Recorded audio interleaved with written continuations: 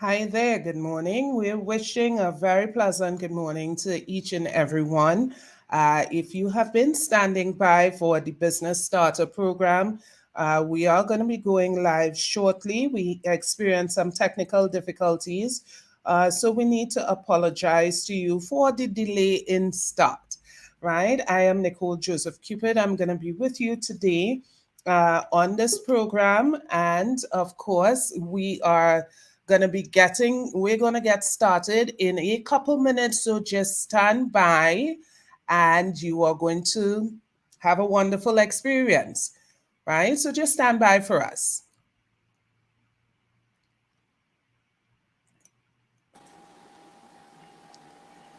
And look, we have a wonderful guest this morning. So, hi, good morning, Mr. Richards. How are you? I'm fine, Miss Cupid, and yourself?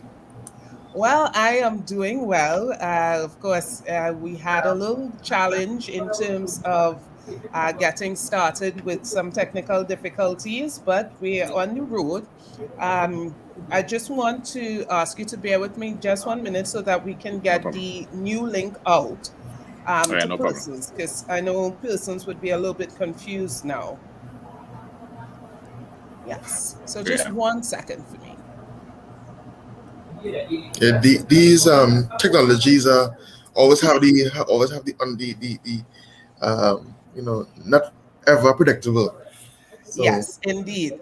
But of course, you can feel free if you want to share any information. We are live, but I'm just going to get my team's assistance. So I'm going to be on mute for a couple seconds just to get the assistance to share the link.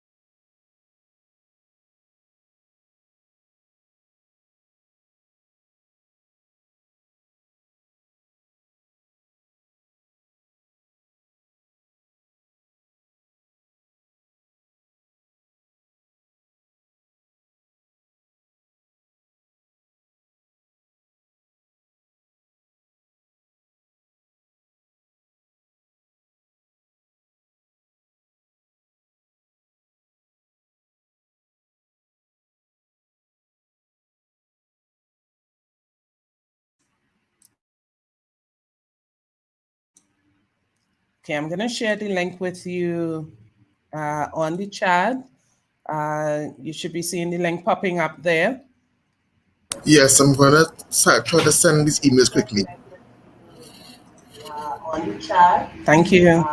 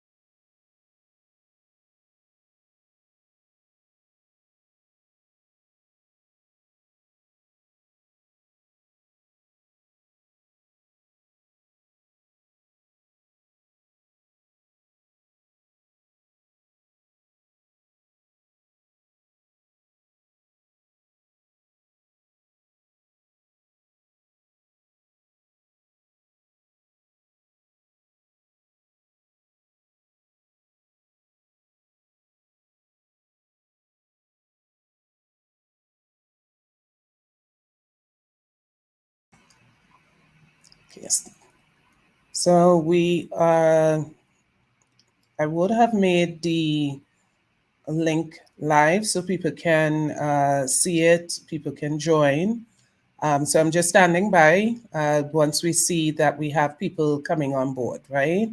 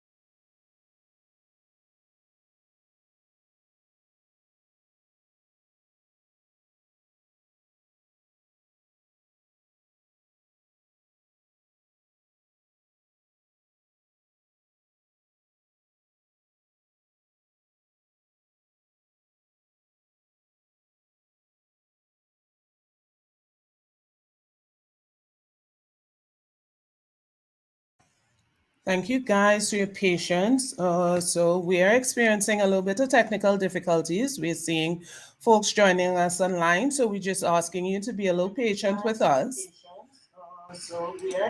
And we will be kicking off live shortly. So we just want to give the opportunity to other viewers to join before we get started. So we apologize to you for the inconvenience, but we are going to get going and you are going to get your program this morning. So just stand by. We're right here and we're going to be moving on shortly.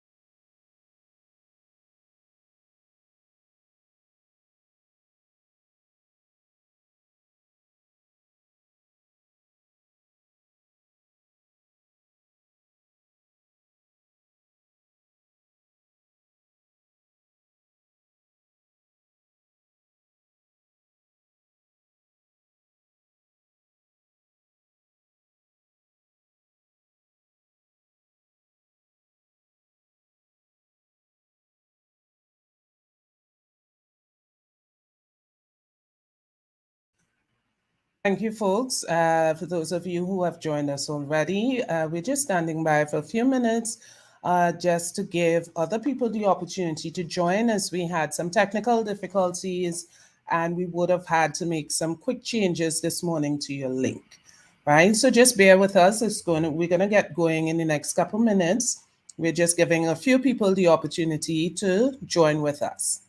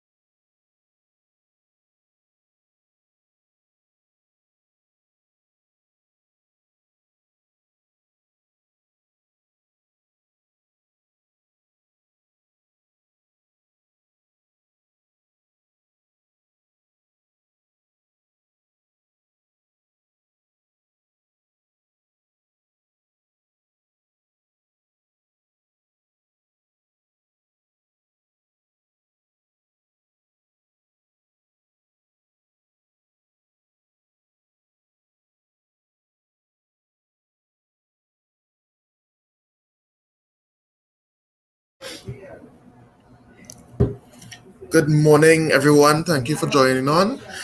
This is the voice of the Office of the Member of Parliament for Point Fortin. Thanking you for joining and thank you for your patience. Certainly, we have started. I want to, of course, bring on MP Kennedy Richard Jr., who have been hosting this program with us, and I want to invite him to share a few remarks as we start.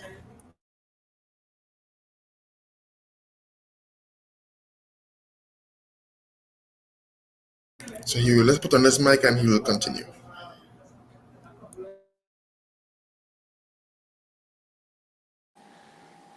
Right. Good morning, everyone. Thank you very much, Kobe, for interfacing with Business Lifeline Limited to ensure that this program happens. I want to say to Miss Cupid and Business Lifeline Limited, thank you for sharing your knowledge with the people at Point Fortin. My thing is, we can build roads, we can build box trains, we can do all type of physical infrastructure. But what is actually going to develop a constituency or a community is the business input into that community and assisting small businesses in achieving their maximum potential is what this product is about.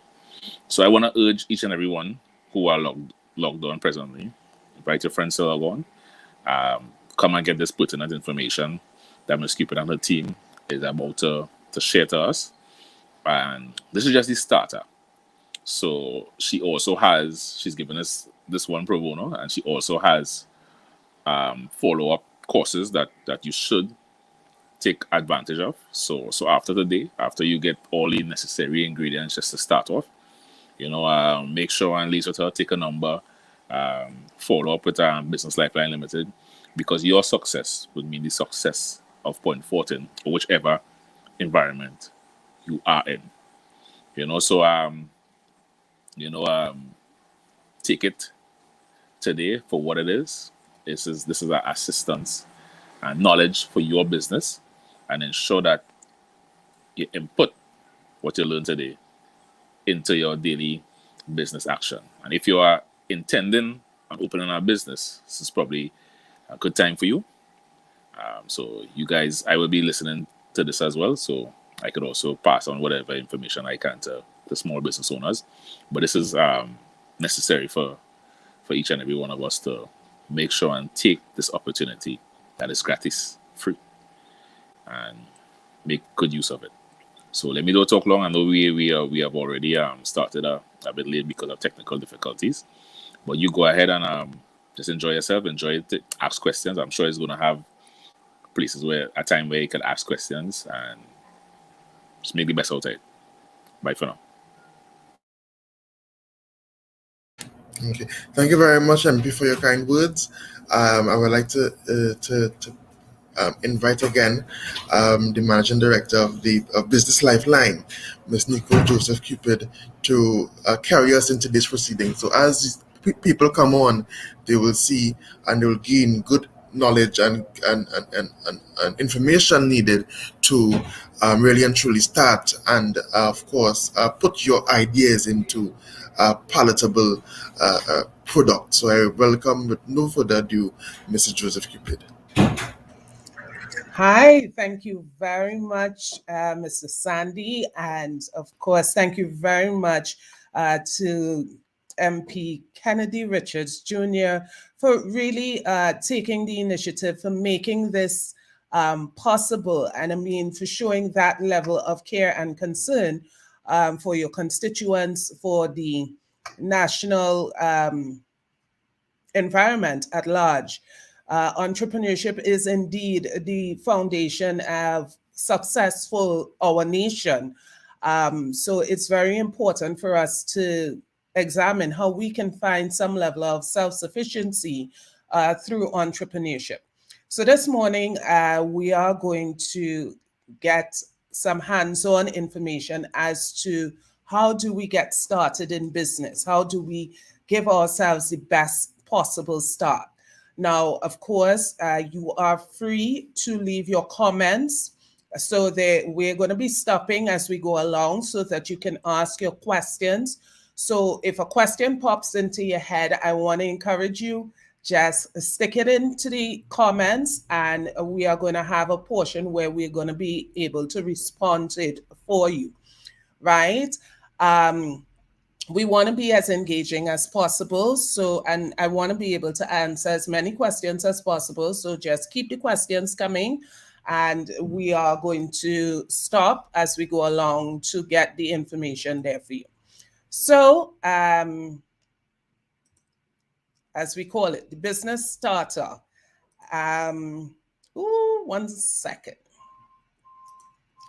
Lovely. So, my layout is a little bit fuzzy, but we are going to, much better. Awesome. So we are going to get started with the presentation this morning, and we're talking about how you're going to get your business started in Trinidad and Tobago. So thank you again, and of course, to the MP for making this program today possible. We do appreciate that support and guidance from you for the benefits of your constituents. So we thank the MP very much there. And what are we going to cover in today's program? So let's look carefully at, we're going to be looking at how we can identify, first of all, how do we identify and qualify a viable business idea? Because you're going to discover that not every idea that makes money is a good business idea. So we have to be able to identify and qualify what would be a viable business idea that it can provide you with sustained earnings. Of course, we're also going to look at choosing the appropriate structure or formation for your business. So business registrations and the implication of the different types of registration, the registration process and what it means to a new business, what you need to do in terms of setting up your bank account and why it's so important, your BIR, your NIS registrations. We're going to be looking at startup funding, and I know that is a very interesting area for many people, and your business planning essentials. Because if you fail to plan, that is essentially a really good idea as to planning to fail. And we don't want to do failure because business requires a lot of sacrifice and a lot of investments. So just to give you a little bit, just to introduce myself a little bit, I am a qualified business development consultant. I have over 2 decades of entrepreneurial experience as well as corporate experience. My certification would be an MBA in marketing management. I also have formal training in accounting and law. And I am the founder and CEO of Business Lifeline Limited, who have been providing services to the citizens of Trinidad and Tobago, the Caribbean, and now even to the US for the past 6 years, right? So we're moving quickly along now. Business Lifeline Limited, just to give you a little bit more insight into who we are and what we do, but we're a one-stop shop for all your business needs. So from registration, setting up your bank account, getting your BIR and NIS set up for you, business plan development, doing your accounting and taxation, your marketing, advertising, we're very strong there. We offer coaching and mentoring to young entrepreneurs and people looking to take their business or their career to the next level. And of course, we do offer a significant level of entrepreneurial and corporate training. So today we have a gift for you. Yes, so for all the participants of this program today, you want to make sure that we have your contact details. I know some people would have pre-registered, so we have a good bit of the contact information. But for those of you who would have just joined the live stream, you would want to share your email addresses with us so that we can ensure that you receive your voucher that will give you a 10% off of any of the services that you take from Business Lifeline subsequent to this program. So how do we identify a good business idea? And I'm thinking that you may be very much surprised by the answer. So how do you find a business idea that's going to make lots of money? So the answer to that question lies in the fact or the understanding of exactly what do businesses do. Businesses solve meaningful problems. So if you're able to solve a problem for society, for individuals, it allows you then to be paid for solving this particular problem, right?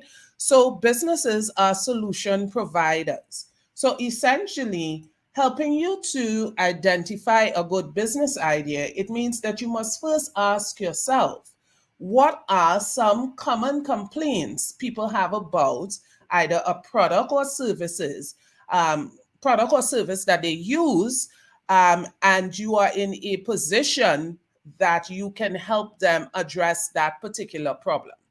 So not because a particular product or service exists means that people are completely happy with it. So essentially, there are usually gaps in the market, and these gaps can help you now to develop a good business that will satisfy your customers by filling that gap for them, right? So that's where you start identifying good business ideas. To put it simple, you start by looking for problems. We are looking for problems. Now, people don't tend to think of starting a business as looking for a problem, but you have to find a problem that you can solve. Otherwise, people are not going to pay you a significant amount of money for whatever you provide if it's not solving a meaningful problem for them. So some common mistakes when identifying a business idea is that people don't focus on their market needs. Generally speaking, someone wants to start a business, they start off by saying to themselves, what can I do? As opposed to understanding what is needed, right? Of course, sometimes people spend a lot of time in terms of trying to be a good copy version of another business that made a lot of money, right? There are some major challenges in that as well, because if you are doing something that someone else is doing and there's nothing much that's different from what they are doing, customers are not likely to leave them to come to do business with you. So you must be able to differentiate yourself. And in order to, like they say, differentiate yourself or make sure that the market knows that there's something significant and different about you, it means that you have to understand what that business is still not doing for customers and be able to fill that gap so that you are different, even though you offer the same product or service. Of course, failing to identify your potential market is one of the biggest challenges that people encounter. You must start with the who. Now, we're all adults here, and we all appreciate that at some stage you'd have your significant other in your life.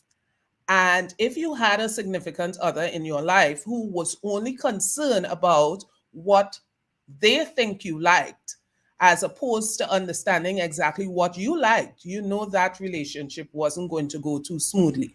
Yeah. Now, I wouldn't want to be accusing and saying sometimes, gentlemen are a little bit more prone or guilty to, providing solutions that they like, and hoping or assuming that their partner would like it simply because they like it, right? So it's much the same in business. You're courting your customers, and you need to understand exactly what it is your customers are looking for if you are going to be successful in business. If you focus only on what you would like to give or what you think you would like if you were a customer, then you're probably likely to miss the mark. So we always begin with who.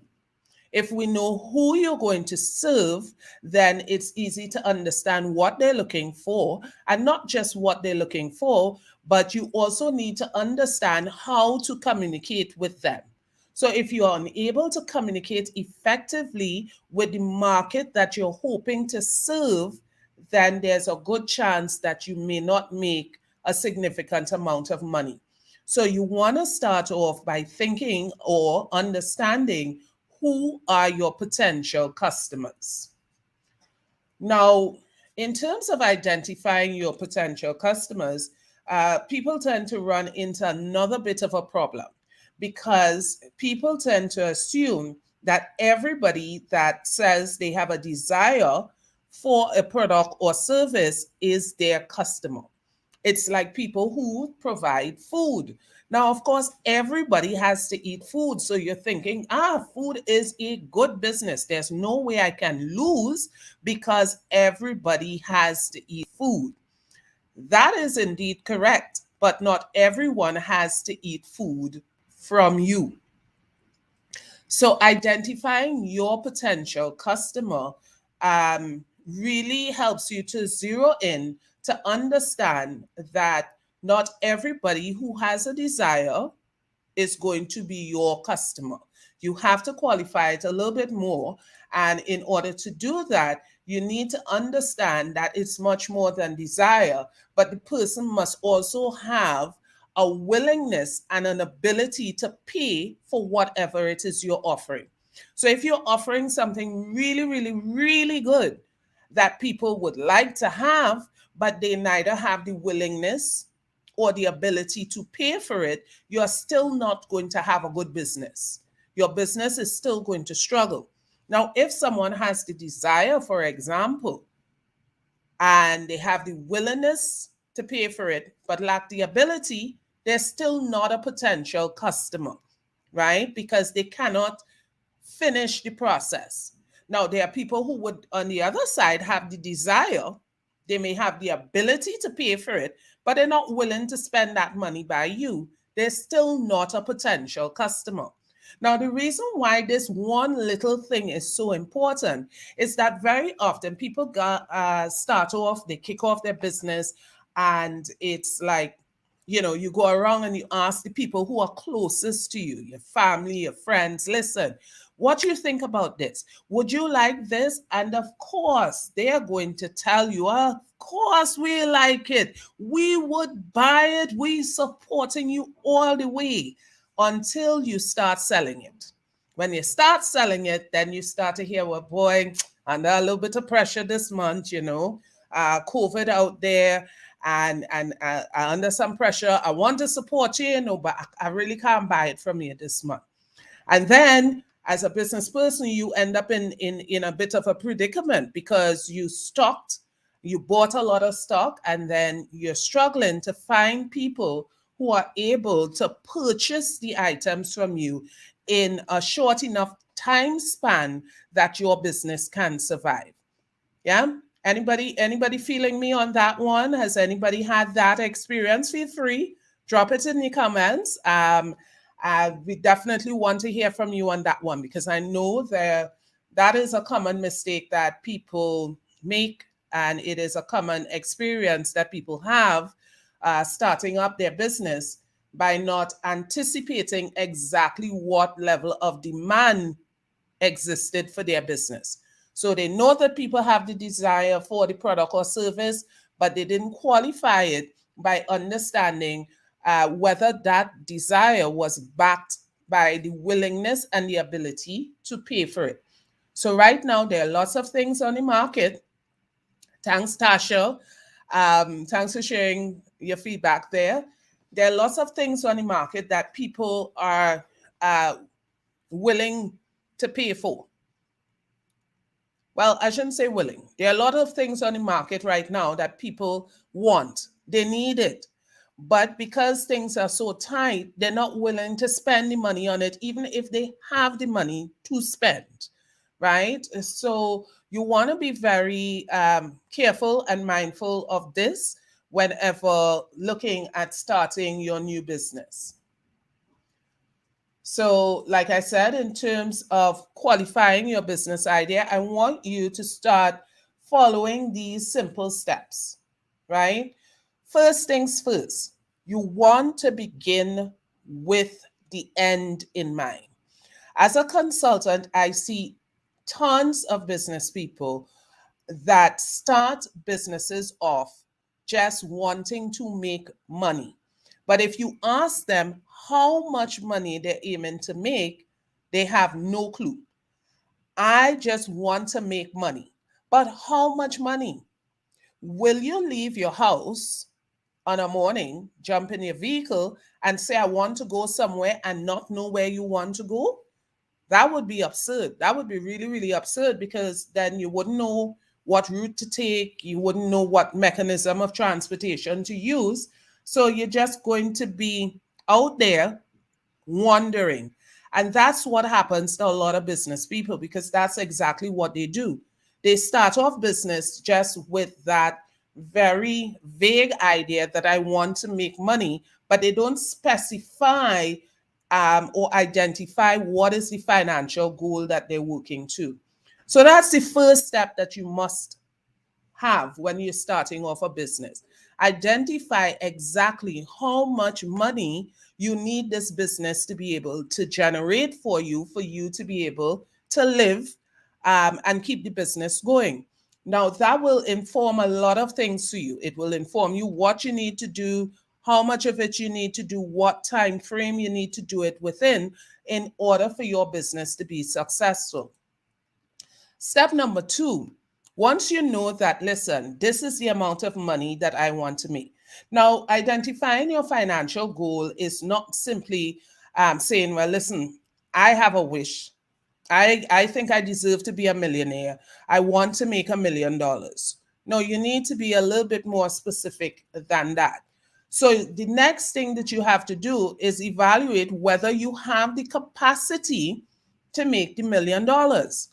Now, if you know that, for example, you are selling snacks and you don't have a very large markup in terms of your snacks, so you may be making, say, $1 per snack or maybe 50 cents per snack, and your objective is to make $1 million, then you understand that you have to sell a whole lot of snacks. But if you don't have the capacity to acquire all those snacks, then your goal is starts to become a bit of a wishful thinking, but not very realistic.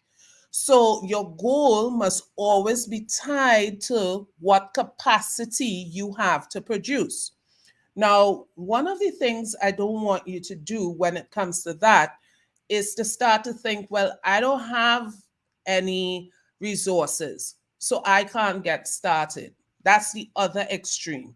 And we don't want people thinking from that extreme, because as an entrepreneur, you have to value the importance of dreaming big. If you have the dream, if you clarify that dream, you quantify that dream, then you know what you need to do in order to achieve that dream. You cannot find yourself in that rut that says, I can't make this happen, right? So don't get me wrong when I say to you, evaluate your capacity. It will inform you as to what resources you have and what resources that you can access, as well as what those resources can produce. So you may have to take things at a step by step. Listen, based on the resources that I have now, this is what I'm able to make. I'm on my journey to that $1 million, but I have to make that journey over 5 years or maybe 10 years, depending, it doesn't matter, but you are able to break it down and specify. If you just operate without understanding these things, then you're just going to make an average amount of money and your business is not going to grow. So we have a lot of people, they have businesses, they're operating. And if I were to ask them, how much money do you make on a monthly basis? The answer will be, well, that depends. Some months I make more than others. We know that. But on average, most people do not know how much money they're earning because they're not keeping proper records and they're not understanding what's happening in their business. So if you are about to start a new business, I am encouraging you at this point to ensure that one of the things that you do when you start your business is to keep proper records daily of what you're doing with your finances, right? Now, of course, I would claim it, in my early days in terms of doing business. I mean, you know you're not wasting the money and you're not spending the money on anything unimportant. So I didn't always keep very good records because I always think I'll remember what I did. But that's not how you want to run a business, because every cent, or as the old people used to say, every penny counts in business, right? So you have to know where you're spending it, where you're utilizing it, because finances are a limited resource and you have to manage it effectively in order for your business to survive. There's absolutely no business out there that has all the money that it wants to have. So everybody have to juggle, everybody has to balance in order for them to find the success that they're looking for. Yes. Of course, I see the comments are getting a little bit slower, but do feel free to share with me any comments that you have relating to what I'm saying as we go along, right?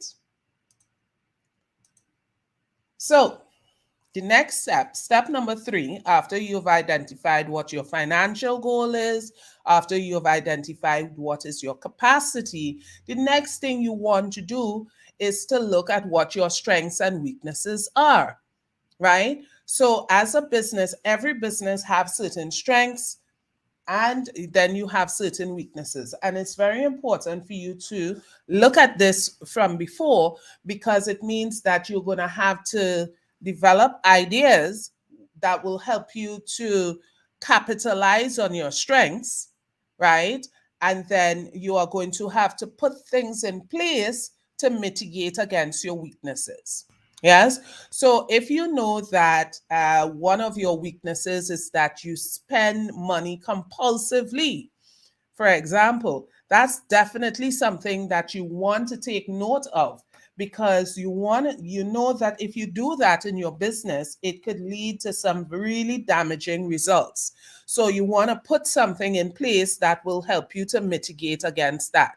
If I am not very good at keeping records. And if I don't keep good records, it means that it's going to hamper my business ability to grow. Then, of course, you would want to put things in place that will help you now to mitigate against that particular challenge. Listen, I am really good at making a particular product, but my communication skills with people not so good. Again, your strength may be in production, but you're not so good with communication, so you may have to put things in place to help mitigate against your bad communication so that your business doesn't suffer. Yeah, anybody agree with me out there? Feel free, leave me a comment. Right? Step number 4, you need to set SMART objectives. And let me explain to you what we mean by SMART. SMART here is specific.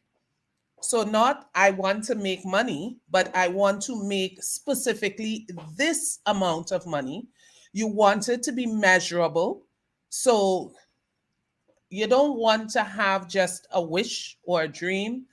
I want to enjoy a good life. What does enjoying a good life mean?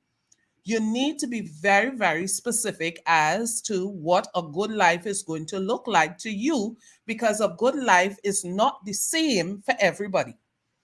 So some people may need the mansion down the islands with the pool and the seafront and all the bells and the whistles and the nice little yacht and the fancy car. And you may think to yourself, listen, I want a quiet, secluded, um, you know, little space somewhere down in Point Fortin. Yes. Um, Whichever way, whatever happiness means to you, you have to be very specific with it, and you must be able to measure it, right? It must be attainable. So don't just have big dreams for saying that you have big dreams. You must be able to take specific steps towards achieving those dreams because they are attainable. it must be specific, measurable, attainable. Wow, am I pulling a blank? Oh my gosh, I'm having a tired morning. Forgive me for that one. So we're gonna come back to the R, or somebody needs to help me. Put it in the comment there for me, yes? And the last one, the T, is in terms of being time bound. Oh, sorry, the R is realistic. What is happening with me this morning? Yes, so specific, measurable, thank you, attainable, realistic, and time bound, right? So that should guide you in terms of setting your objectives. Setting your objectives is setting your destination. Just like when you leave home, you know what destination you're heading to.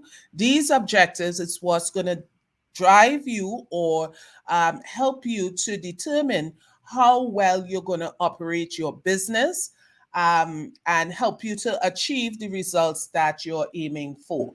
So we're not doing this thing, we ain't just trying a thing.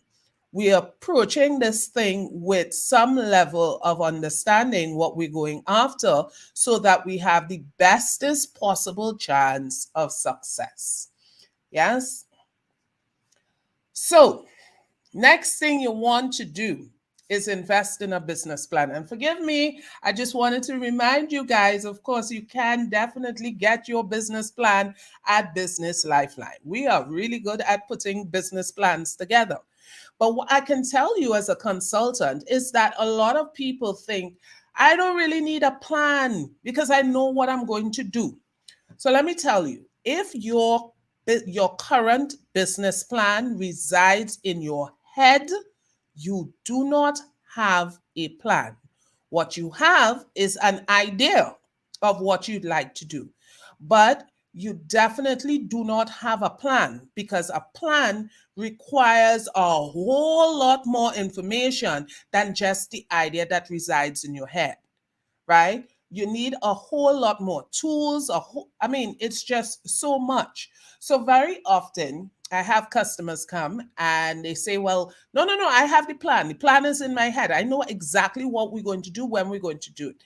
And then I start to ask them questions. And it's like, I'm not sure. Well, I didn't think about that. Well, I don't. That's because you do not have a plan. So, you want to ensure. Thank you very much, guys, for answering Tasha for me. But yes, it is specific. You want to make sure that you don't just have an idea, but you have a plan, and a plan starts with your idea. It will take that idea and it will break it down into all the granular pieces that will give you a comprehensive view of who, what, when, where, why, and how, as it relates to all the aspects of your business idea, right? So a plan is really a very essential tool if you want to find success in business. Now, if you disagree with me and you think that you want to invest your money and your hard work in a business without having a clear plan, I'm going to say you're better off just going outside and throwing money up in the air and hope that some extras fall down, right? That's not a very good idea at all. So if you're going to kind of go cheap on anything when you're starting off, I'm begging you, please don't go cheap on your business plan. That is going to be a really good way for you to end up finding yourself in a case where you have business failure. Now, on that point, Anton, I will go over step 3 for you again. But on the point of having your business plan, I don't know how many of you are aware of the statistics or how high the rate of business failure is, right? Now, business failure, we have a very high rate of business failure, and a lot of it is attributed to the fact that people fail to plan effectively. So we're going to touch on that in a little bit. I just want to go back a little bit to do step 3, which is identify your strengths and weaknesses, right? So this is for the benefit of Anton. You want to make sure that you identify your strengths and weaknesses so that you can put things in place where you can leverage your strengths, you can get the best value out of your strengths, and of course, put things in place to mitigate against your weaknesses. Step 4, making sure that you set smart objectives. And the next thing that you want to do is ensure that you have a comprehensive business plan and not a business idea, right? The business idea is what guides your plan, but a business idea is not a plan, right? So having, or some of the benefits of you having a good business plan is that it provides the clarity that you need about your business. So a lot of people get into business and they miss the mark and they end up experiencing business failure because they didn't have clarity, whether it be about their market, whether it be about the market needs, whether it be about their competitors, whether it was about the resources that they had available to them and what they would have needed. A business plan is going to provide you with clarity in all of those areas, what you need to do, when you need to do it, who needs to do it, where it needs to be done, so that you don't enter blindsided or with short vision, and that you're trying to navigate your journey as a business person by trial and error. That's what a lot of people do, right? Some people are successful with it, but the percentage of people that are successful is less than 5%. So I'm saying to you that you really don't want to try and navigate by trial and error, because more than likely, based on what has happened worldwide for centuries, you are going to lose your money, right? A business plan also provides key details for funders and other business stakeholders. Now, when you're getting into business, you need to understand the importance of funding, because there is simply no way that a business can grow to its full potential without needing some level of funding at some stage in its existence. So even the big successful companies that you see, they have to seek funding in order to expand and grow. That is a natural part of business. So nobody's going to take their money and give it to you to develop your business idea or to get your business started or to grow your business without having key details as to what you're going to do, when you're going to do it, where, and all of these questions that would be answered if you had a comprehensive business plan. Of course, a business plan also provides a roadmap for business development and continued growth. So a lot of people have great ideas. Okay, this is how I get this thing going. But once it gets going, they have no idea what to do. So they get to that point that we often call a plateau. You get there, I've made this level, and I can't figure out how do I get the business to grow any further, right? When you have a comprehensive business plan, it gives you long range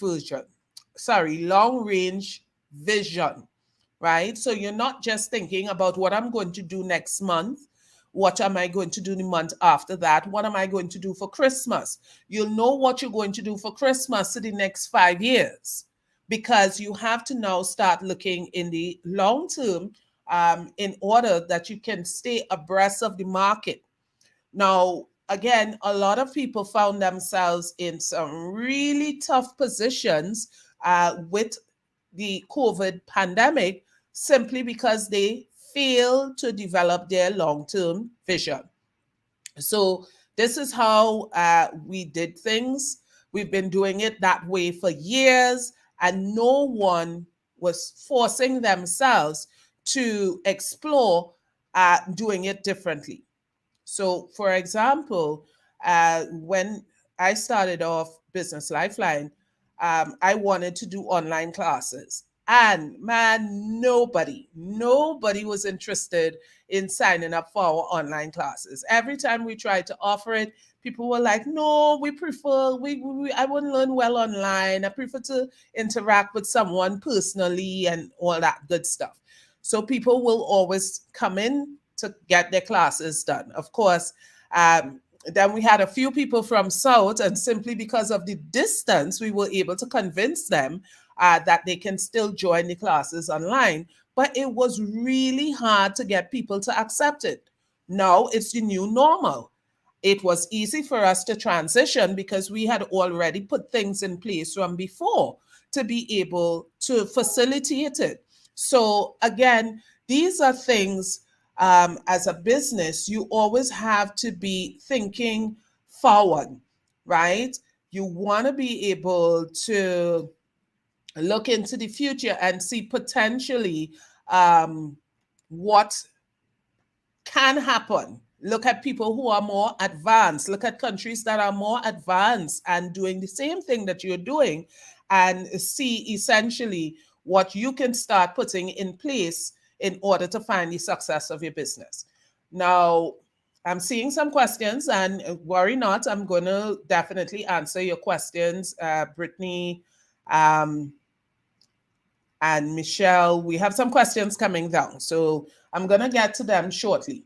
Now, the last thing is that your business plan helps you to anticipate potential problems and also identify potential solutions to protect your business. And definitely, I'm sure that most of you can see the importance of this now. Now, when you're planning for your business, and I don't want to use no big technical terms, some people will call it a risk register. So that's what they call it in the bigger businesses. We do a risk register. But what is a risk register? A risk register will look at all the potential things that can go wrong in your business. And as you look at all the potential areas that you can encounter problems and things can go wrong, then you also have to provide a solution or mitigator against those risks. So it forces you to look really, really hard at your business. And it may be as simple as saying, listen, I have the risk that staff isn't going to come out as they're scheduled to come out for work. Okay. So what can I put in place that will help me to mitigate if my staff is frequently absent or whatever? What are the things that I can put in place to treat with frequent absenteeism and stuff? That is a real risk for a lot of business people, right? So there are a number of things that you may want to implement, but if you're not considering it, then you're going to find yourself in a position where you're sitting and complaining daily because this behavior is negatively impacting your business, but you have no plan as to how to fix it, right? So that's just an example there. So I'm going to take a little breath, just a little breath. But I am going to try and answer some of your questions. So we're going to, where am I going? Sorry about that. So we're going to just look in terms of some of your questions before we go on to looking at the registration of your business. So Brittany asked, is the business model canvas and the business plan one and the same? No, it isn't. Yeah, so the business model canvas will help you identify some of the key areas that should be covered in your business plan, but it's not the same thing. So it's a tool that supports the business plan. It helps you to break down things in a very granular form. So it helps guide you, but it's not the business plan in its entirety, right? Of course, on that note as well, you know, a lot of people go to the internet, and there's nothing wrong with that, and they look for a business plan template. Now, the challenge that you're going to encounter with a business plan template is the fact that you get onto the template and you don't know what you do not know. So it asks you the question as to what is your objective, and you write to make money, but you don't know that that's not a good objective. So in your mind, you go away thinking, listen, I have answered all the questions in my business plan, but if you haven't answered it correctly, you are still not in a position where you have a good business plan. It means that you have your business idea documented, but it doesn't mean that you have a good business plan.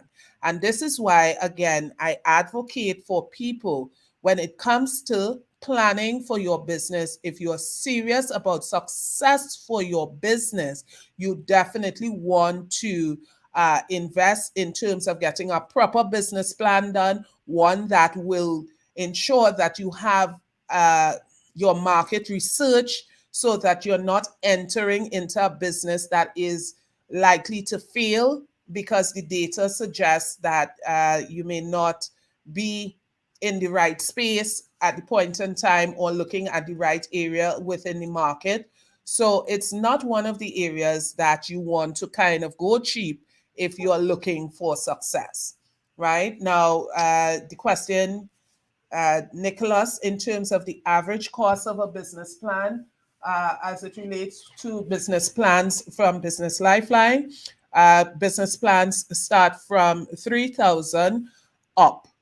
Right? So depending on the scale of the business plan, the level of market research that is required in the business plan, then it may go upwards of 3,000. But on average, in terms of your smaller businesses, they do start at 3,000. And of course, you can feel free to take advantage of your discount as it relates to getting a business plan done. And I see Michelle, can you still do a business plan having already started a business? So that is a very good question. And let me say this to you guys. You are supposed to do a business plan every 3 years. So the average time span that your business plan will cover is for 3 years. So in order for you to stay abreast in terms of your market changes and everything, you plan in those 3-year increments. Now, it's just if we think of government, you know, that you elect a new government every 5 years. So they would come with a manifesto and a plan that covers a strategic plan for the country for 5 years. It's the same thing that you're doing with your business. Your business plan gives you that strategic overlook for the business for a period of 3 years. And of course, things will change and you may have to then put new things in place for the next 3 years because the market changed and all sorts of stuff happened. So to put it simply for you, business planning is an ongoing thing. And definitely, even if you've started your business, it's never too late for you to implement a proper business plan for you going forward. Right? So Elaine, I would have touched on the cost of the business plans. If I live at Point Fortin, which I do, can I start a business in a different district? Most certainly you can.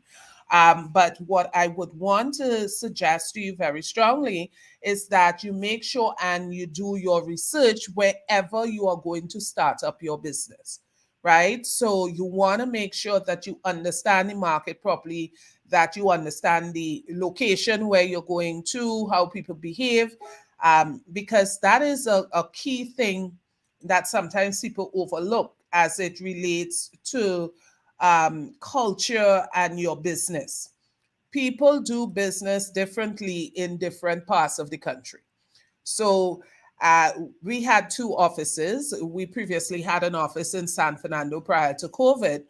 And our customers in San Fernando interacted very different from our customers in the East. And likewise, we had an office in Port of Spain, and people just operate differently. So wherever you're going to set up your business, you want to do your research well, and understand what's the culture of that particular area that you're going into, right? So, Kate, what will happen is after the session, after the live session today, this is going to be on our YouTube channel. So you want to like and subscribe to our channel, and you will have access to view the presentation again at your own convenience, right?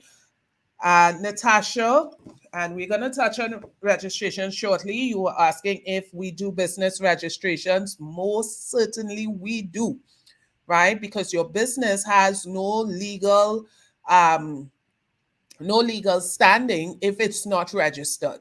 So you could have been operating a business for many years, you're generating money, but if you try to go to the bank and leverage that to get something more, you can't, because if the business is not registered, it really doesn't exist in the sight of the law, and there's nothing that you can do with it, right? Is it okay to start to invest in your small business so that it can grow? Definitely, right? You don't have to make leaps and bounds all at once. You can start with small, simple steps in terms of growing your business. And of course, you graduate, but you must have a plan as to what are the small, simple steps that you need to make in order to get to your particular destination, right? Thank you very much, Brian. We agree in terms of the pricing very well. So thank you for your questions, and we're going to get moving again because we still have some important stuff that we want to cover, right? You can keep posting your questions, but we're going to go on now to look at registrations of business or registering your business. Like I said just now, business registration is what gives legal life to your business. So if you want to be able to go to the bank and say, well, I have my business and I earn this amount of income in order to qualify for some loan or something, that business needs to be registered, or it simply does not exist, right? So in terms of in Trinidad and Tobago, if you're operating a business for profit, right? So this is not NGOs, that's a different classification. But if you're going to start a business and you're operating for a profit, the three options that are available to you are that of a sole trader, a partnership, or you can incorporate and form a company. Just one sec.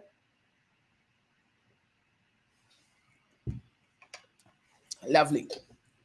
So sole traders, partnerships, and companies. Now, just about everybody knows about the sole trader, but I'm going to share some information with you today, which I'm certain you're not aware of as it relates to the different types of registrations, but it's very important for you to understand these implications as it relates to the different types of formation before you decide how you want to register your business. Now, I'm going to declare my bias very early. I do not believe in sole trader registrations, and I'll tell you why, and you're probably going to agree with me by the time I'm finished. But I'm going to share with you exactly what are the advantages and the disadvantages of a sole trader registration. Now, sole traders are quick and really easy to set up. And of course, most people think of it in the very simplistic form. This is my business. I am starting the business. I am the boss here. I don't want nobody else in my business. We know how we do it here in Trini. I don't want nothing from nobody, and I don't want nobody in my business. So I am going to start my own business, and I am the boss. I am going down to the Ministry of Legal Affairs, or I'm going to contact a consultant and register my business as a sole trader because it's just me. Now, nothing sounds so wrong with that. That sounds fair. But here are some of the disadvantages that you may not have considered.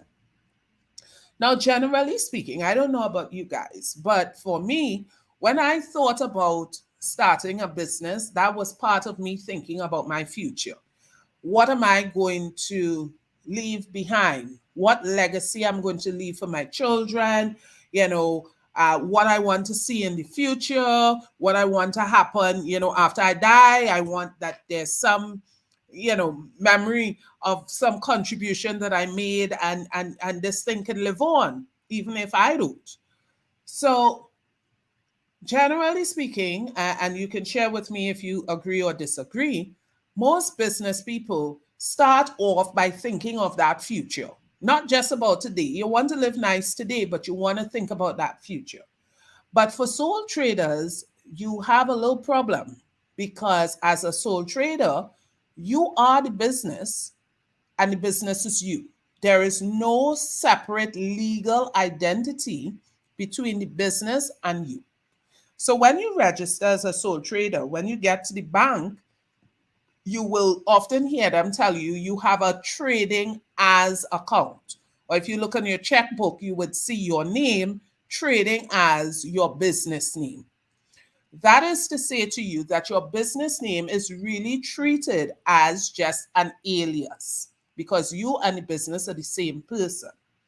So if something were to happen to you and you were unable to carry on the business cannot just continue to operate by passing it on to your next of kin, your kids, or anybody else. If they have to continue operation of that business, it means that they have to register a whole new entity and start from scratch again, right?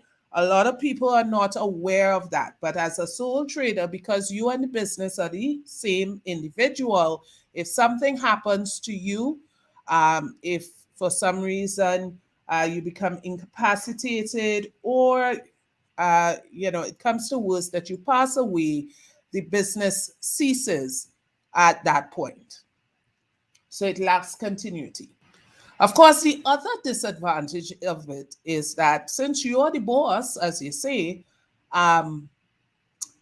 you really can't take any time off. You can't go on vacation and expect that somebody else can continue and carry on your business operation for you because they have no legal standing to do so, right?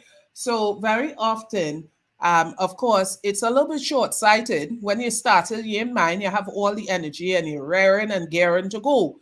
5, 6 years down the road and you haven't had a vacation, you haven't had any time off, the business starts to become a burden to you because you start to get burnt out, right? So you have to appreciate that, again, you want to be able to or have mechanisms in place that you can take some time away from the business and the business can continue to operate.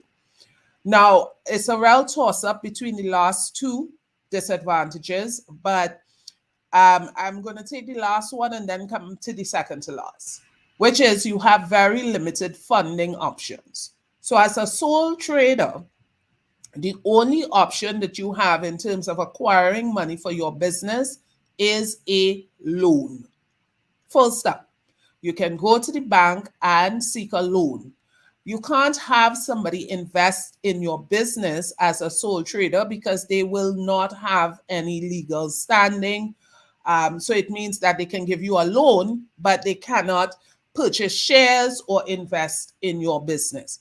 And that limitation is huge because as a sole trader, because there's no separation between the business and yourself, it means that you are not able to access a huge level of finance. So you're kind of treated like an individual, and you are limited in terms of how much funds you can access in order to invest in your business. So as an individual, I mean, at $30,000 may be a good bit of money if you needed to take a loan. But as a business, at $30,000 might be quarter of a piece of machine that you need in order for the business to operate effectively. So that money is not going to get you far. But as a sole trader, you're not able to get access to large sums of money unsecured, right? So you have very limited funding options or financing options. And that, if you're into business, you would know can hurt you tremendously. And then last but not least, far from least, is that you have unlimited liability. Now, what does that mean in simple, basic language for the man on the street? It means that you have no asset protection at all. So prior to you getting into your business, you may have acquired certain assets. You may have acquired a car, you may have acquired a home, or some other assets that have nothing to do with the business whatsoever. But then you decided, listen, I'm going to start this business off.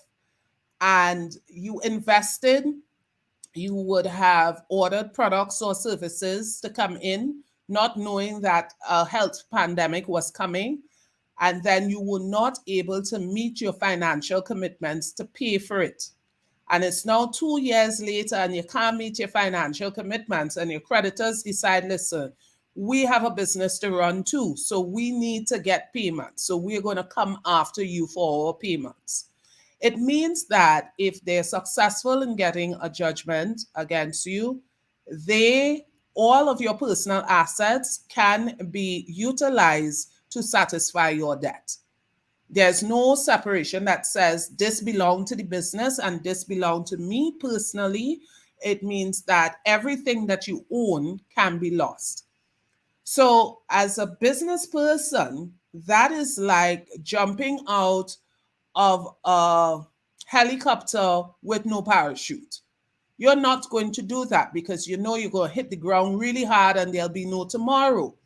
And similarly, in business, you understand that you are undertaking a risk. That is actually the meaning of the word entrepreneurship, to undertake a risk. So if you are undertaking a risk, you know that there's always the probability that things can go wrong, but you have no protection in place for your assets if something went wrong as a sole trader.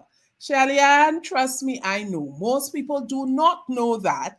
So they go and they register as a sole trader and don't understand the implication, right? So definitely that's one of the things that you need to consider as a sole trader.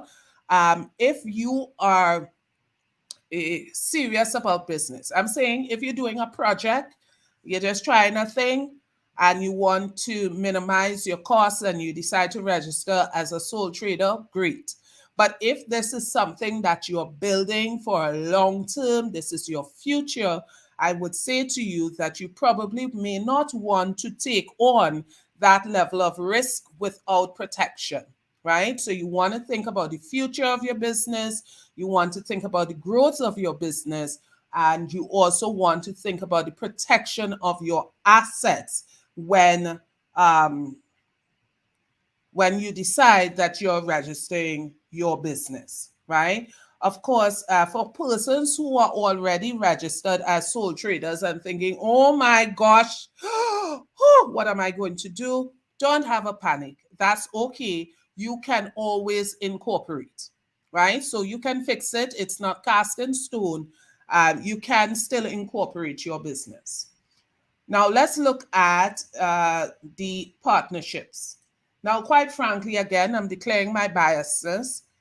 Partnerships are great for accountants and attorneys. Outside of that, forget it. It's the definition of misery wanting company. So let me tell you why I think that way and I feel so strongly about it. One of the greatest advantages of a partnership is that you have someone that you can share your liabilities with, as well as someone else who would make financial contributions to the business operation. But like with all relationships, things can go sour very quickly. They are very, very, very difficult to manage. Yes. When you combine money with decision making, so you find yourself in a position where one partner wants to go left, the other one wants to go right, and we have pooled our resources. And one give up their desire to agree with you, and then they lose the money, guaranteed to mash up your partnership. It's all great when people are making money, but that's the thing with business. You don't make money all the time. And when people lose money, then they start to get really, really painfully upset, and it tends to break down the partnership, right? So partnerships also lack continuity. If one partner is gone, it breaks up the entire partnership. It just cannot go on, right? Of course, they're very difficult for you to manage. And like if that wasn't bad enough, you still have unlimited liability. So it just means that they won't be levying by you alone. They're going to levy by you and all of your partners. But that is really not the position that most people want to be in when they register a business. So you have to, that is one of the reasons it's so important for you to look at the long-term vision when you start your business and not just make decisions based on immediacy. Yeah. So I want to do something now. I want to get it started now. Let me just look for the fastest way to get it started now and not consider the implications in the long term. Of course, Crystal shared the feedback that sometimes it's challenging being chief cook and bottle washer in the business and also keeping proper records. Big challenge. I totally agree with you. And of course, we may want to share some things with you, but I would share some resources a little bit later on as to how you can manage that. But what I want to say to you is the disadvantages of not keeping good records could way outweigh the pain of having to do it. And I'll tell you why a little bit later on, right? We're going to touch on that. So let's look at the company. Now, a lot of people get intimidated when they think about incorporating a business because, oh my gosh, the paperwork, lots of paperwork.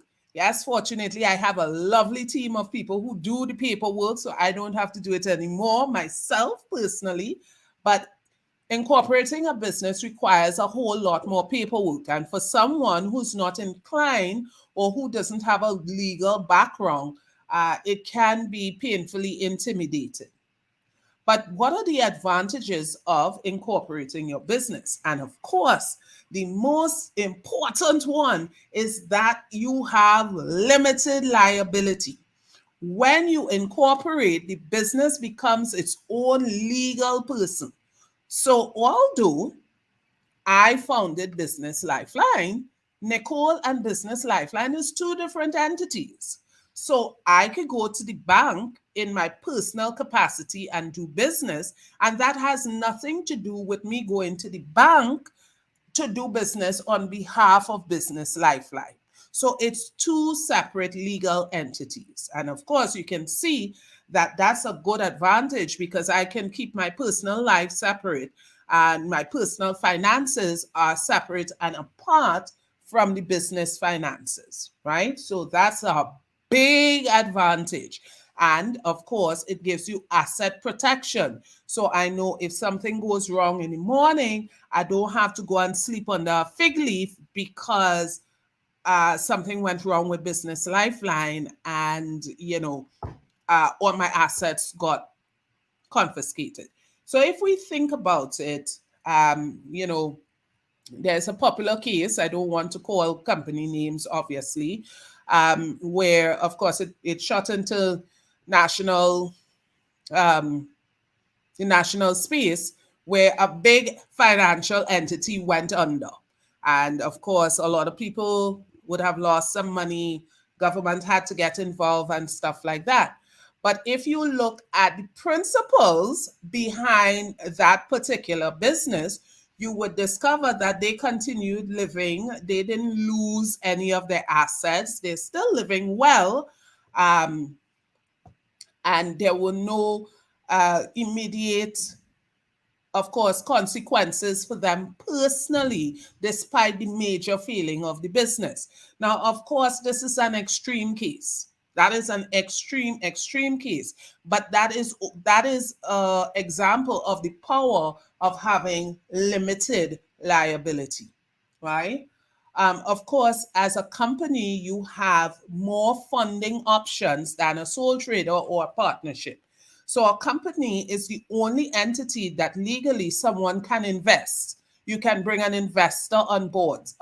You can access venture capital, and these people will have proper legal protection when investing into your business. You can, do the ventures and different stuff outside of just having the opportunity to go and get a loan, right?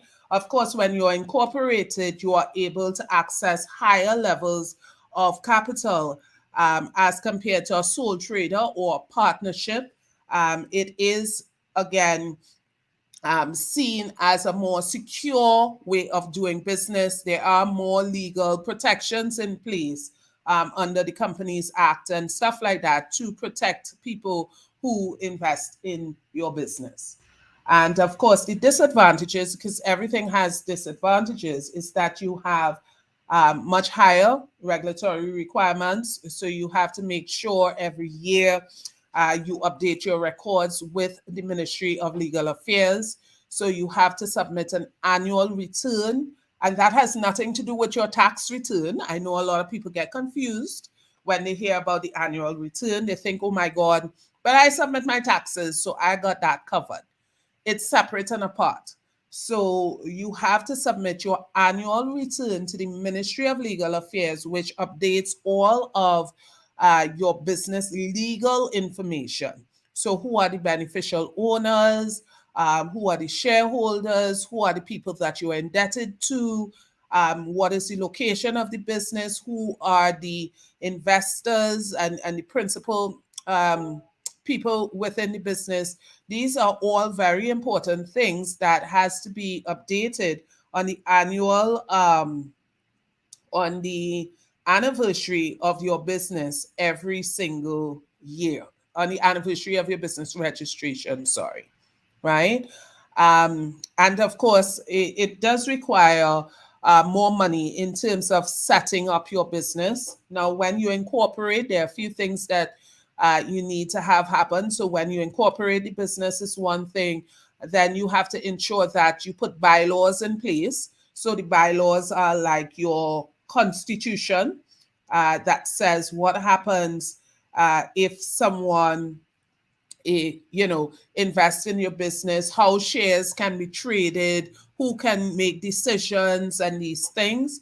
That's what your company does. Now, a company is set up for you to scale or to grow, right? So the company, when you incorporate, you have directors. And again, people tend to get a little bit confused.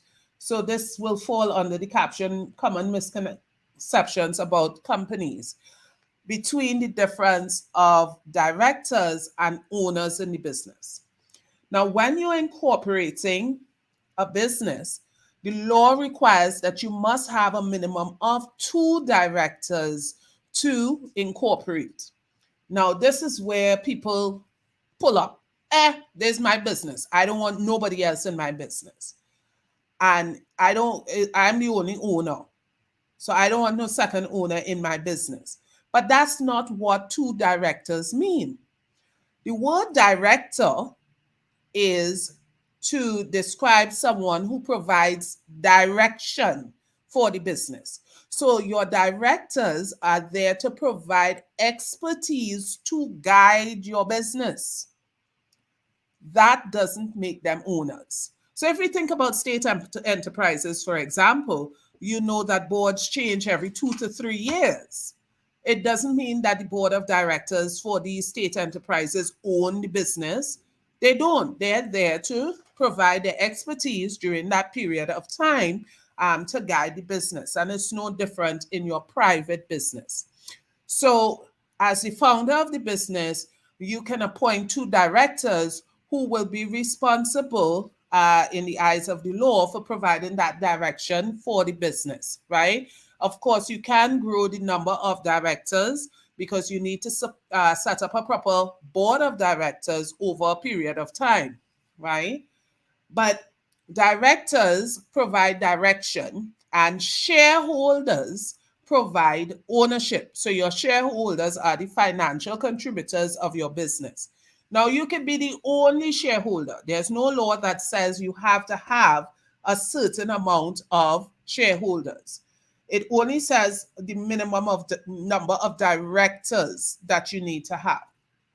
So directors provide the business owner with the expert support needed to make good business decisions. And trust me, every business owner needs that. It's like having a built-in mentor, right? Owners are the shareholders of the organization, so they are the ones that provide the financial contribution. And of course, there's no minimum or maximum as to how many owners you can have for a company. And directors do not necessarily have to be shareholders.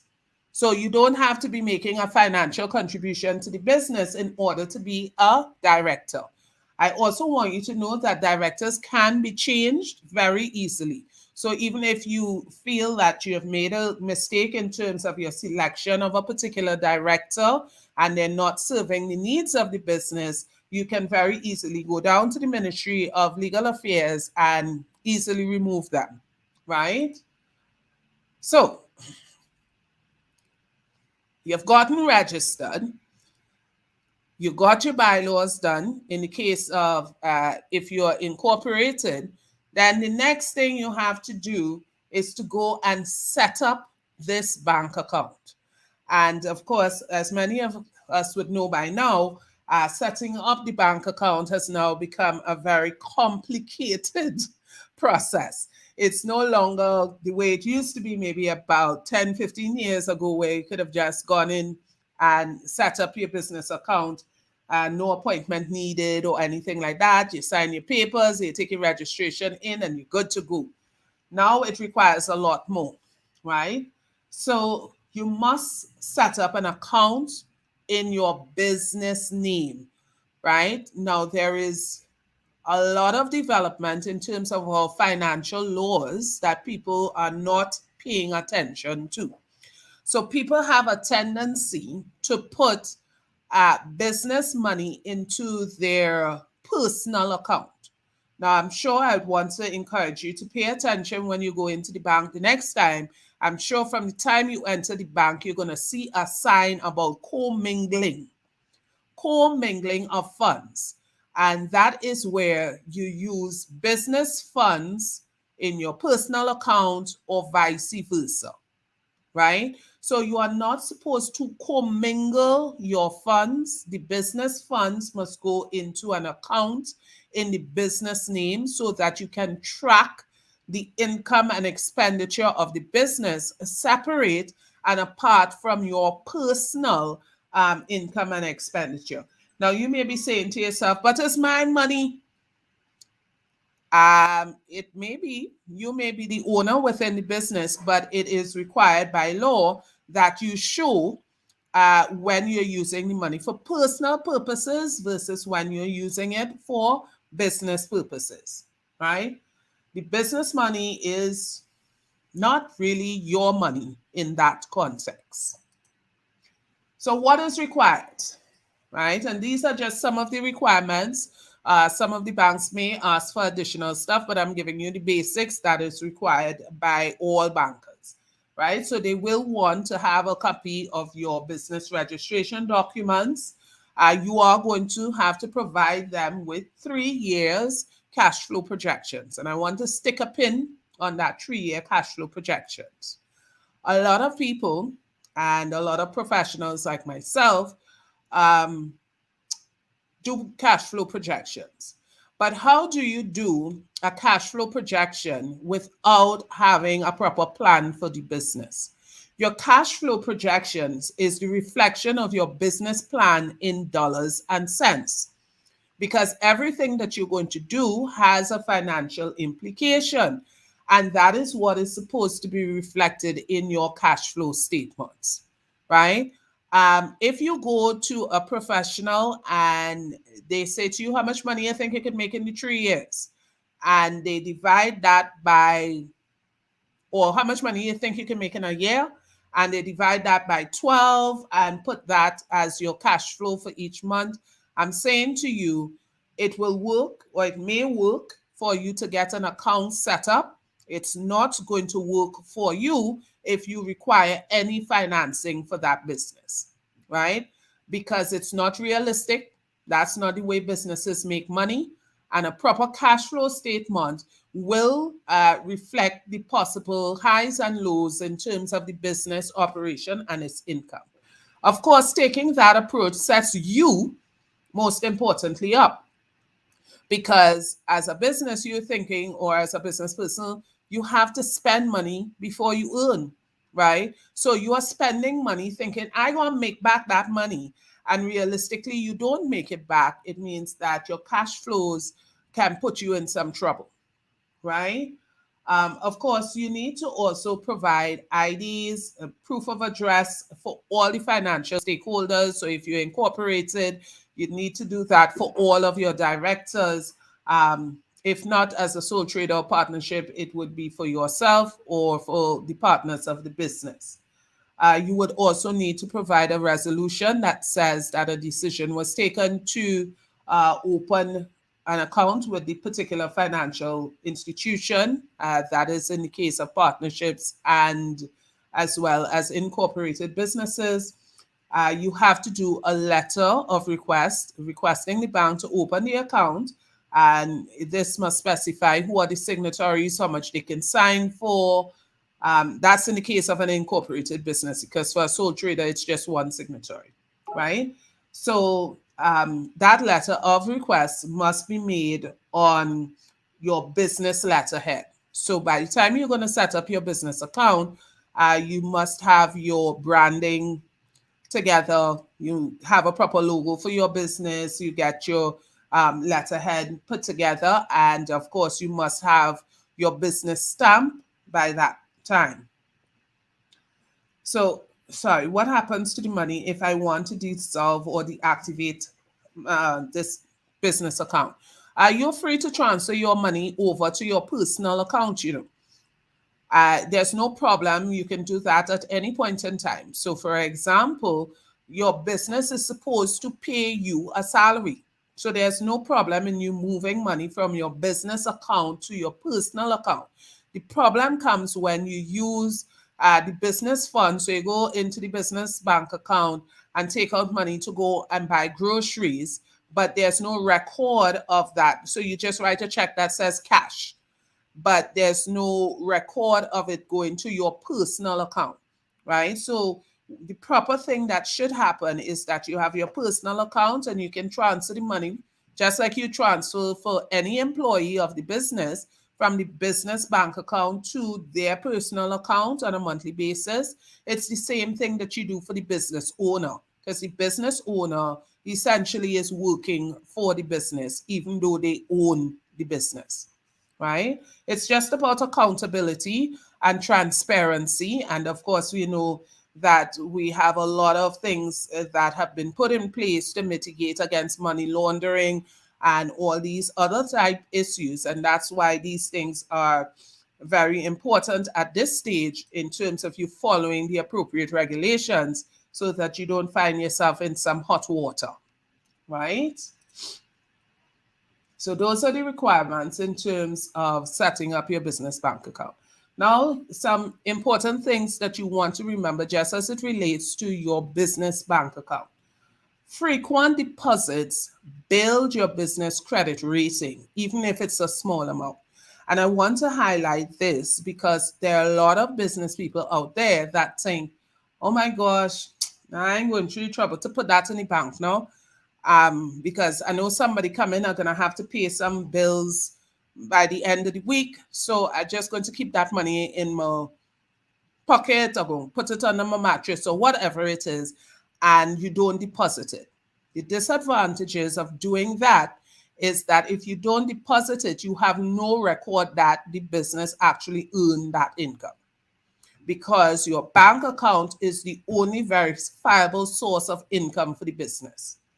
So I'm sure there's somebody who's saying, but now I have all my invoices and receipts. Well, that was so 1952. That doesn't work in 2021 anymore. No financial institution is going to accept copies of invoices and receipts. Anybody with a computer can create invoices and receipts.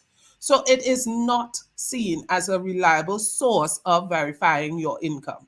So if you are unable to show via a bank statement that you have been making deposits for at least 80% of your income, then you are going to be in trouble if you want to do any future business. That is something very important for you to pay attention to, because most people only discover that when they decide that they want to go and do some business and recognize that they can't or they won't be considered, or the income that they're considered with is significantly less than what they're actually earning, simply because they have not been depositing. Even if you make $20, it's okay to go and deposit your $20. It will give you a much better credit rating than someone who deposits $20,000 once a month. So if you are showing that pattern where you are depositing frequently, the bank rates you higher than someone who deposits a large lump sum at the end of every month, right? So something for you to think about when you're thinking about the future of your business. Of course, we know that you don't commingle funds. Make sure that you have your personal account set up separate from your business account, and you should transfer whatever money that you need for personal stuff into your personal account, and don't use it directly out of the business account. And of course, you want to track your balances. Track your balances daily. Very, very important for you in terms of business operations. So Shellyanne is asking, you said your business is supposed to pay you a salary. How to set that up? So you set it up really just as if you were doing so for an employee, right? Now, very often you have a lot of smaller businesses that kind of people, the owners just take money out of the business on a daily basis kind of thing. Just as I need the money, I'll take the money and use it because, money comes in vike, right? But that is really an expression of indiscipline. We need to understand that in business, and it's just like farming, there's a time for sowing and there's a time for reaping. And you shouldn't do the two at the same time.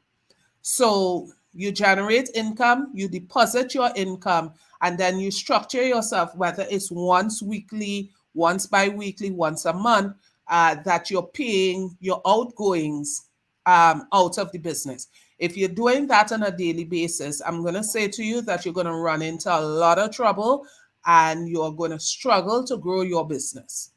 You're going to really struggle to grow your business. You are probably going to spend most of your time in debt because you cannot manage the in and outflows of your business properly.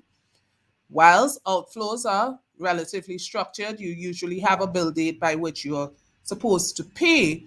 The inflows are not so structured, and managing that time between your inflows and outflows is what creates the problem.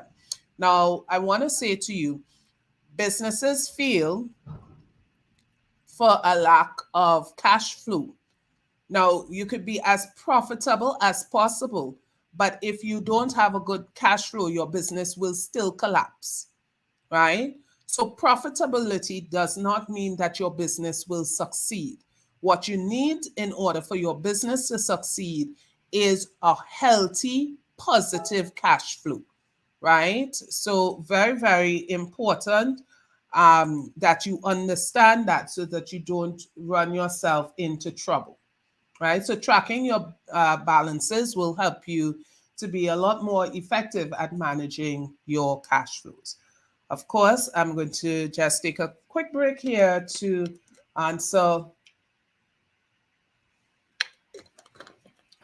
a few more questions, right? So just, I don't think I completely answered Shelly's question, but Shelly, one of the things that you should do is to quantify what your personal expenses are for the month and how much, again, you would need to pay yourself, or how much the business would need to pay you in order for you to be able to continue to operate that business, right?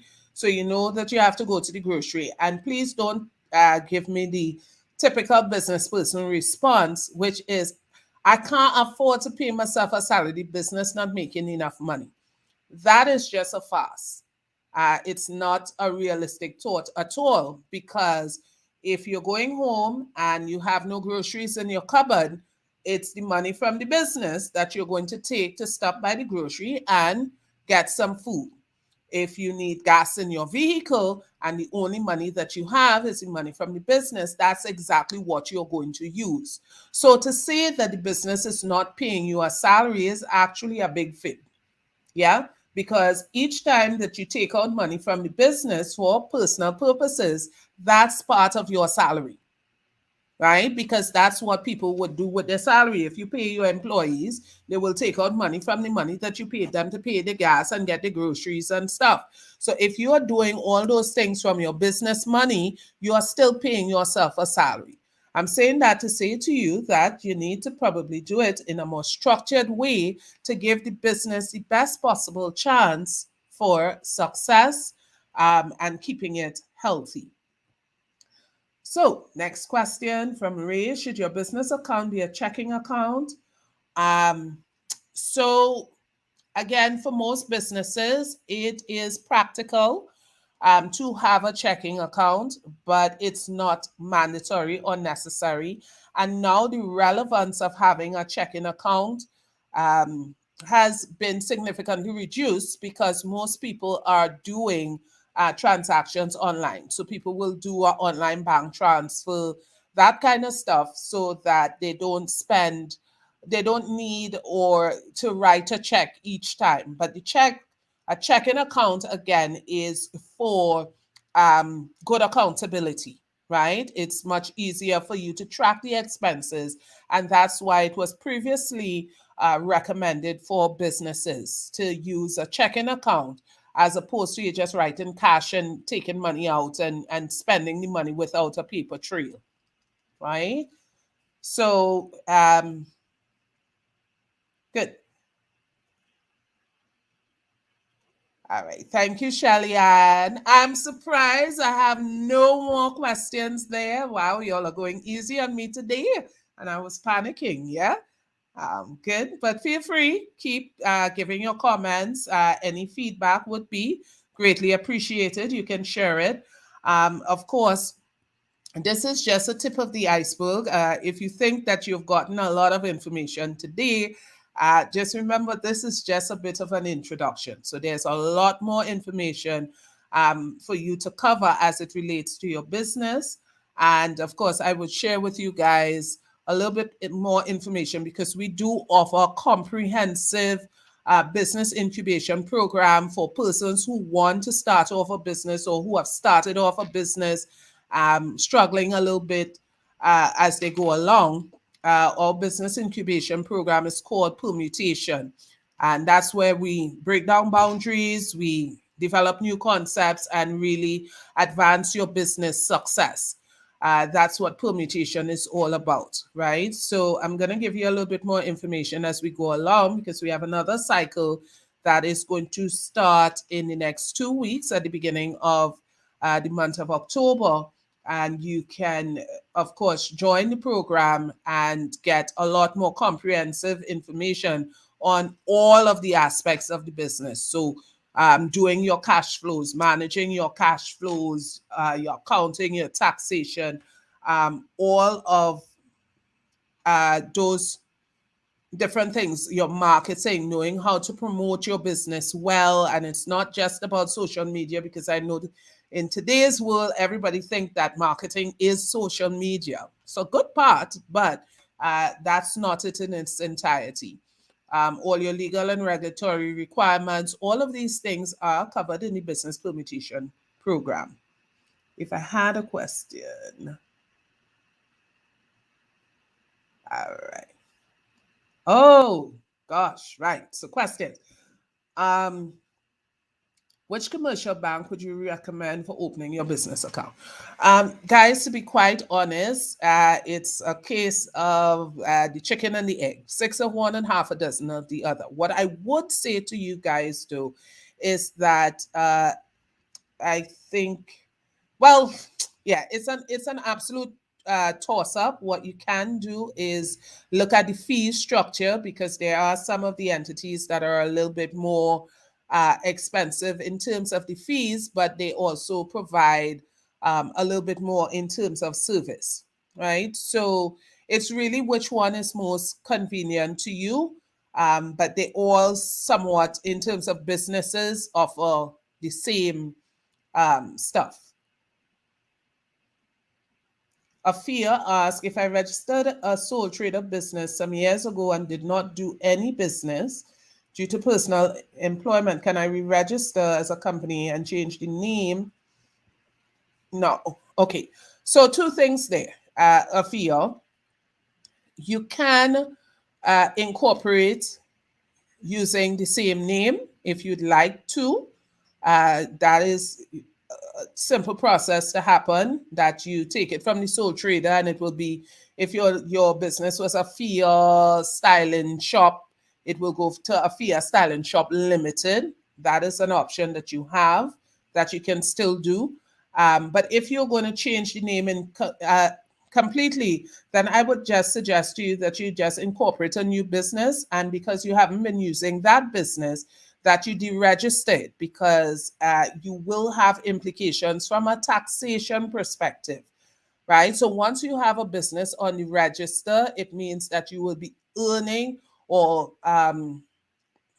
you will be earning penalties each year that you don't submit a tax return for that business, right? So that's a whole nother ball game there. So a lot of people are not aware of that. They would now go and register business. They have the business registered for years and stuff like that. And then only when something comes up and they need to get a tax clearance, they discover, oh my God, I am owing the government thousands of dollars because I had penalties because I didn't submit a tax return each year for the business that was not operating. So it brings me to the very important point that whether or not your business is operating, a tax return is required, right? Just one sec. Let me just make sure I cover all the questions. So how do you know when it's time to get assistance in terms of an employee? How do you determine how much you can pay them and if you can afford it at all? All right, very good question, Crystal. Now, of course, if your ability to satisfy your customers are being hindered by the fact that you can't get all the required tasks done in a timely manner, that's usually a good indication that you need to have an employee, right? You're a little bit overburdened and you need to have an employee. Now, I can't give you a quick answer as it relates to determining how much you have to pay them, because there's a process. You have to identify what are the tasks that you would want that employee to perform. And of course, different, because of the different types of tasks or the requirements that they need to perform, their salary may vary based on these things, right? And of course, understanding if you can afford it is tied to you being able to manage your cash flows and make proper cash flow projections. So very complicated, but if I give you the short answer, I would say to you, a good place that I could give you a comprehensive answer on this would be in the same program that I was speaking about just now. All of those areas are covered. So we cover the whole HR management aspect, and there's a lot more that you have to, of course, learn and understand about HR management. So when you decide to bring on an employee, you need to understand all of the financial and industrial relations implications for it, right? And of course, understanding the impact of that on your earnings. You also have to know how to project your expenses, right? Could you give some info on paying NIS, both yourself and your workers in the business? Okay, so just to touch very quickly on the question of NIS, as a sole trader, or you do not pay NIS for yourself, right? You only pay NIS for your employees. If your business is incorporated, you pay NIS for yourself because you are treated as an employee of the business if you're working in the business, as well as for your employees. Once you have an employee, you are required to pay NIS for that employee. So as soon as you hire your first employee, you must be registered for NIS and start paying. We are going to touch on business funding a little bit later on, Michelle, so you get some responses to that. And in terms of the business permutation program starting in October, I'm going to give you some more details on the costing a little bit later on, Brian, but you can also feel free. You can just send us a message via our Facebook page with your contact details and stuff. And one of the team members will send you all the details because you'll get a detailed package and everything, what you can expect from the program. So I'm going to give you some more information on those things shortly. Right, so I'm looking at the time and I want to make sure that we get as much information as possible so we're not having no lunch. Yes, we're moving on so that we can cover the last bit of the information for your program today. So your BIR setup. So sole traders and partnerships use their personal BIR number.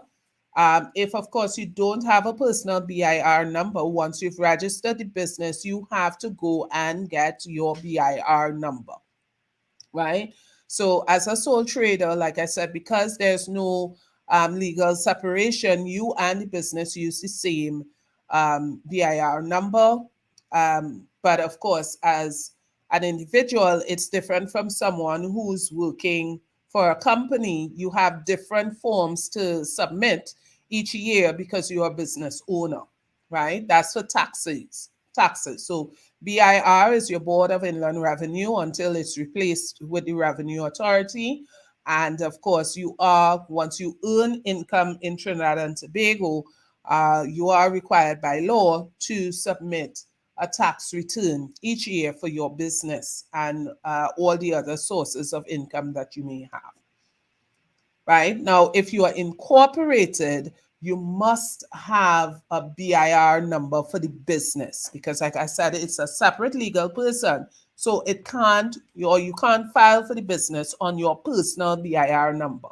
The business has its own BIR number, right? So all businesses, and I'm reminding you this again because it's a big area that people make a huge mistake and get themselves into trouble. But all businesses are required to file a tax return from the year that you have registered, whether or not the business is operational or generating a profit. So a lot of sole traders think, well, I don't file for no taxes. I don't have to file no taxes because my business is small. Me making no set of money. That may be true, but you still have to file a return that declares how much money is the little money that you did make, right? So even if the government must be able to confirm that you have no tax liability. Now, I'm saying to you, this is not in 2021. It's not the way that it used to be before. So I'm saying to you that you need to be aware that the Board of Inland Revenue does have access to a lot more information than you think they have. And the things that people got away with back in the day, you will not get away with it now. So I want to encourage you very strongly to ensure that you are trying to comply with all the taxation requirements for your business and avoid yourself getting into thousands of dollars of debt for something that could have been very easily avoided and something that you're not going to get a return on in terms of an investment, right? And of course, like I said, all businesses that employ staff are required to register with the board, the National Insurance Board, and you are able to pay NIS on behalf of the employees, right? So let's touch on the fun stuff. Business funding. Where am I going to find money for my business? The question that's on the tip of every entrepreneur's lips. So let me ask you the question. Will you just, someone comes to you, you have some savings, you work hard, you set some money aside there, and one of your dearest, most considered friends came and said to you, listen, I have a great business idea and I have the opportunity to make a lot of money. So you see that money that you save up, can you give it to me so that I could invest in the business and we'll make even more money and you'll get it back? Are you going to give them your money? Feel free to put it in the comments. Quick. Are you going to give them any of your money? Now, I want people to be honest here. Let's not tell untruths. Are you going to give them your money? So my guess is that, well, considering I ain't seeing no comments, I'm thinking the answer is probably no. And my guess is that for most people, they're not going to just give them their money. But we often think that when we go to the bank have to give us money. No, they don't.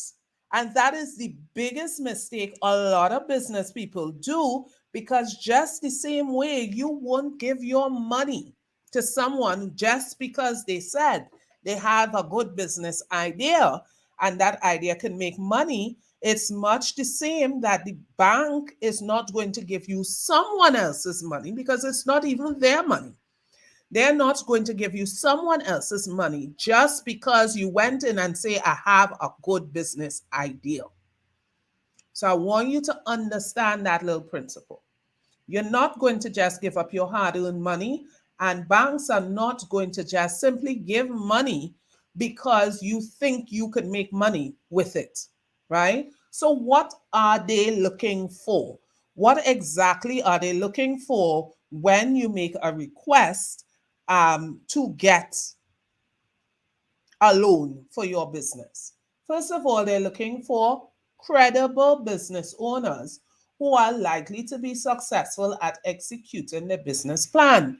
Now, what will make you a quote unquote credible business owner? A business owner is considered to be credible based on how they behaved before.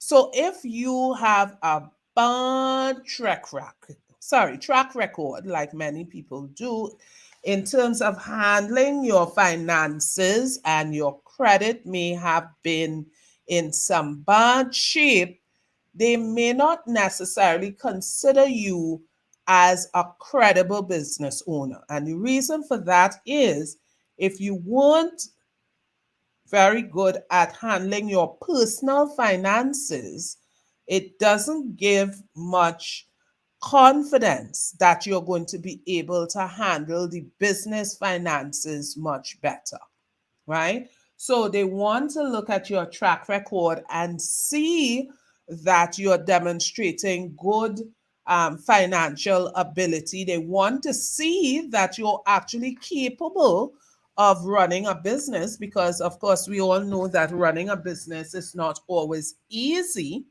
right? And not everybody has the ability to run a business properly.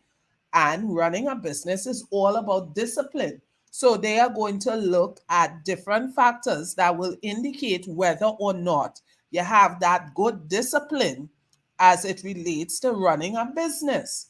Of course, one of those key factors is how often you deposit. Remember, I told you all that was going to be very, very important.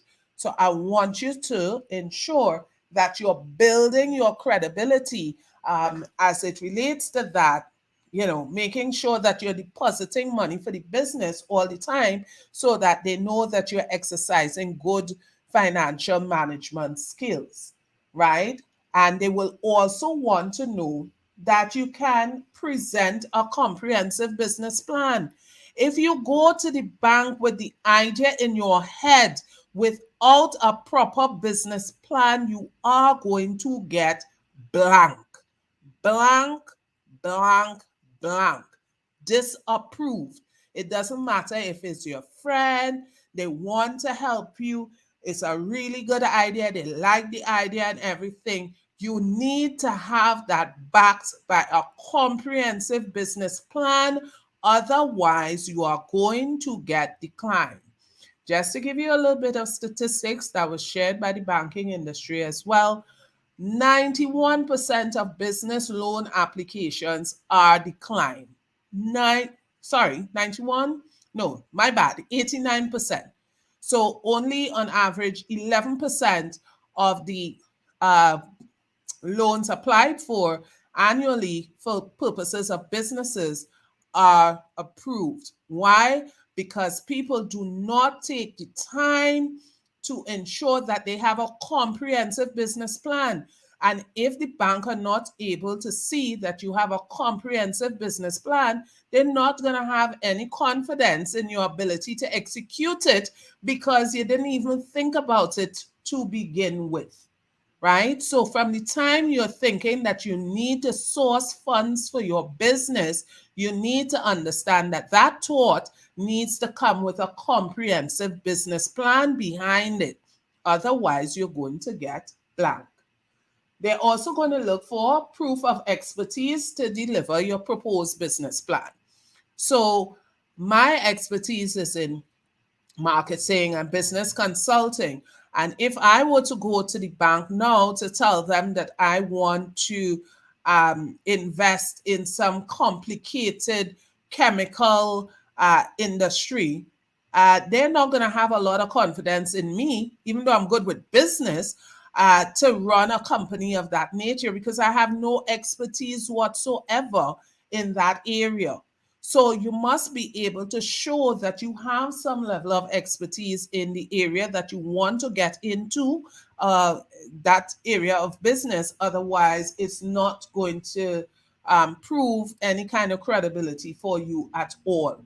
Now, even if in the case of an incorporated business, if the founder doesn't have the expertise, so you want to get into, let's say, some sort of IT area, but you're a good savvy business person, but you don't have that expertise, you'd want to ensure that you have a director in your business that has the expertise in that area before approaching a financial provider. Of course, they're going to look for your risk register or your contingency plans. If you don't cater for what will go wrong, they will have no confidence in your ability to run a good business, because good business people know that things will always go wrong and you have to plan for them in advance, right? So your contingency plan, they are definitely going to be looking to see what you've been thinking about as it relates to your contingencies. They are going to evaluate your exit strategy. So if worse comes to worse, what is your plan as it relates to wrapping up the business and satisfying the financial commitments that the business have at that particular point in time? And of course, they're going to look at your past performance. And when you're looking at the past performance, your bank account is going to come back up again. So I can't emphasize enough to you guys how important it is to ensure that you are properly managing your bank account, right? Show that money going in. It's very, very important, right? Of course, financiers are also going to look at your personal commitment, right? Your level of personal commitment. So, how much money you have invested personally in the business. So, if you are not prepared to invest in your business idea, then they are not going to just take their money and give it to you. You have to be able to show that you are committed to it, you believe in it, like you say, and you have some skin in the game. So if something goes wrong, you're going to lose something too, not just that you're going to lose the money that you borrowed and you have nothing to lose. That's not very attractive for any financial provider, much like it wouldn't be very attractive for you if your friend came to ask you to borrow your hard-earned money, right? And of course, they're going to look in terms of your own prudent financial management. How do you manage your finances? And I'm saying to you guys, planning, savings. Yeah, sometimes we have this very bad habit that we develop where we're saying, well, we paid all the bills and we had no money for savings. Can we say that we paid our bills and we had no money for taxes? It doesn't work like that, right? So you need to understand that savings is essential to your business growth and development, as it is to your own financial growth and development, right? So you must be able to show that you manage your finances prudently, and of course that you set things aside for a rainy day, because rainy days will come, right? So it's very, very important to see for the financial institutions to see that you're doing those key things. So I'm seeing, just to touch, just 1 second. Let me see what comes next. Right. Now, again, I'm saying to you, what you do not know as it relates to funding will hurt you.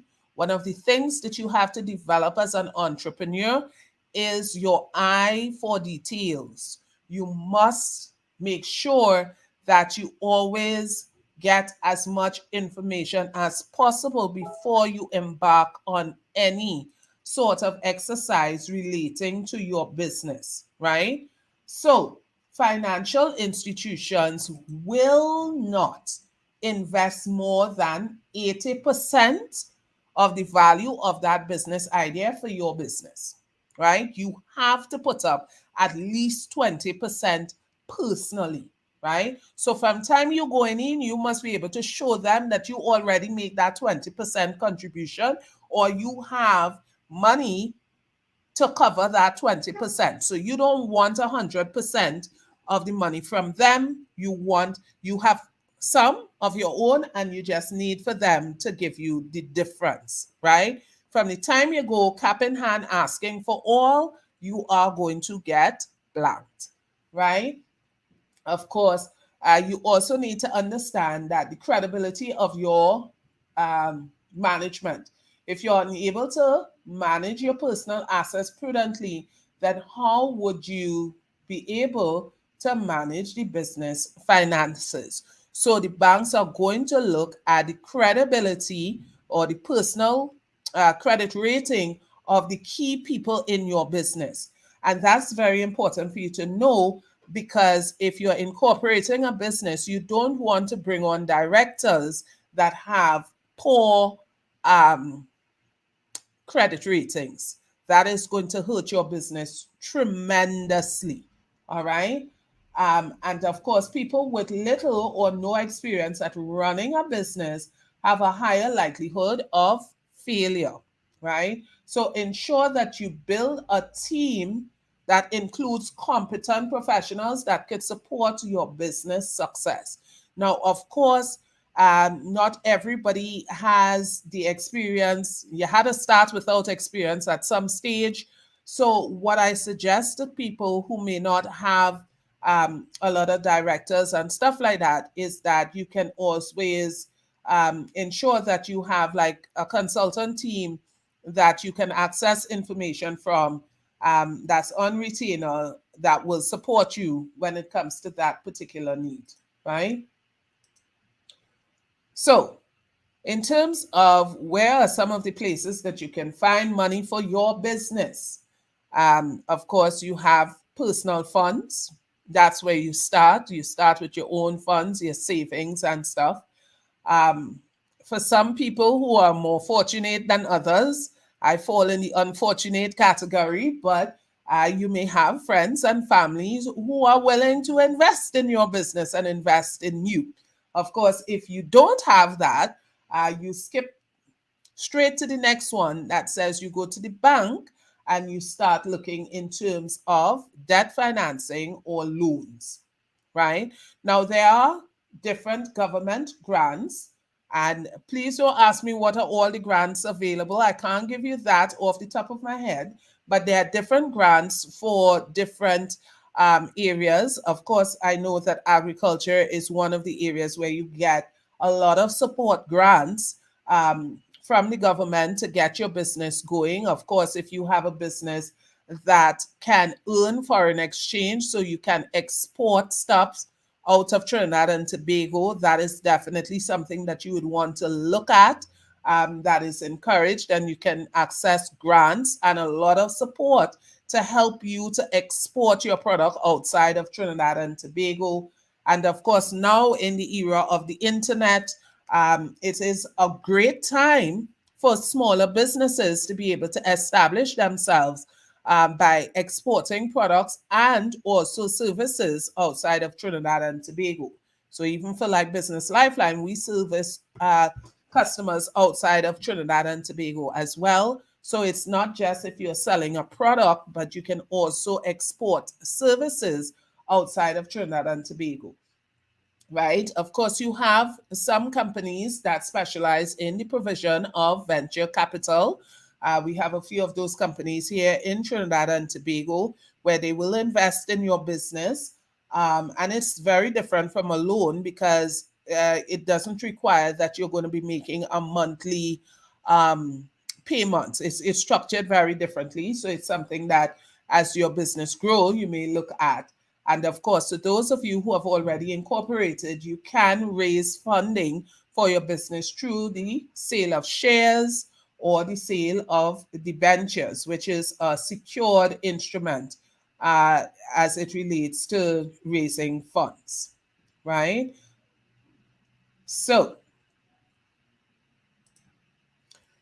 questions. Let me see how we can address your questions. So for a person who's employed full-time and also has a registered business as a sole trader, yes. So Brittany, there is a different form that you are required to use. So there's an additional part that you have to use where you have emolument income or income from employment as well as for the business, right? So that is a standard filing every year.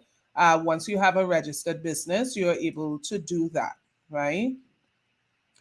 So is it advisable to start off as a sole trader to gain experience and credibility and then to incorporate or go to a LLC? In some cases, it is, right? Like I said, if you are now trying to get your footing, it may be a project, you may not be well experienced, you're not 100% committed for the very long haul. Starting as a sole trader may be the more inexpensive option. But if you are investing heavily into whatever business that you're going into, so it's a capital intensive business, you have to put out a lot of money, the potential losses are great, then I would say to you, take the pain and incorporate from the word go, right? So the higher the investment is really the more that you would want to consider making sure that you have incorporated the business so you can secure your assets, right? Yes, Marlon, just ensure that you subscribe to Business Lifeline's channel, and you will have access that you can look in terms of the program again, right? So our business permutation program, like I said, business permutation kicks off on October the 8th, right? So let me tell you a little bit about it. Just 1 second. Am I giving you the wrong date? Sorry. It's not October 8th. That's a Friday. It's kicking off on October 5th, right? So business permutation starts on October 5th, and it is a 8-week program. It is a very comprehensive program, and we take you through every stage in terms of your business operations, the strategic planning process, all the technical ins and outs that you just really don't get. We cover over that 8 weeks, right? Now, for a lot of business people, sometimes people are afraid or intimidated to come out to these programs because they think, oh my God, all that academics that's going to be coming at us. But what I can assure you is that one of the key things for Business Lifeline is that we try to ensure that our programs are as simple as possible, that every single person, no matter your tolerance to academics, can go away understanding what they do, what you need to do, right? So business permutation is really focused on giving you those practical skills that will help you to successfully operate your business on a day-to-day basis and get the results that you are looking for, right? So I don't want you to be thinking, oh my gosh, a lot of theory. This program is tailored for entrepreneurs. It's tailored to the reality of your day-to-day operations. And at the end of every single class, I can guarantee you in that 8-week program that you are going to be able to go back and implement new things in your business and see results. So it's very results focused, right? In terms of the program, the cost of the program is 3,000 plus VAT.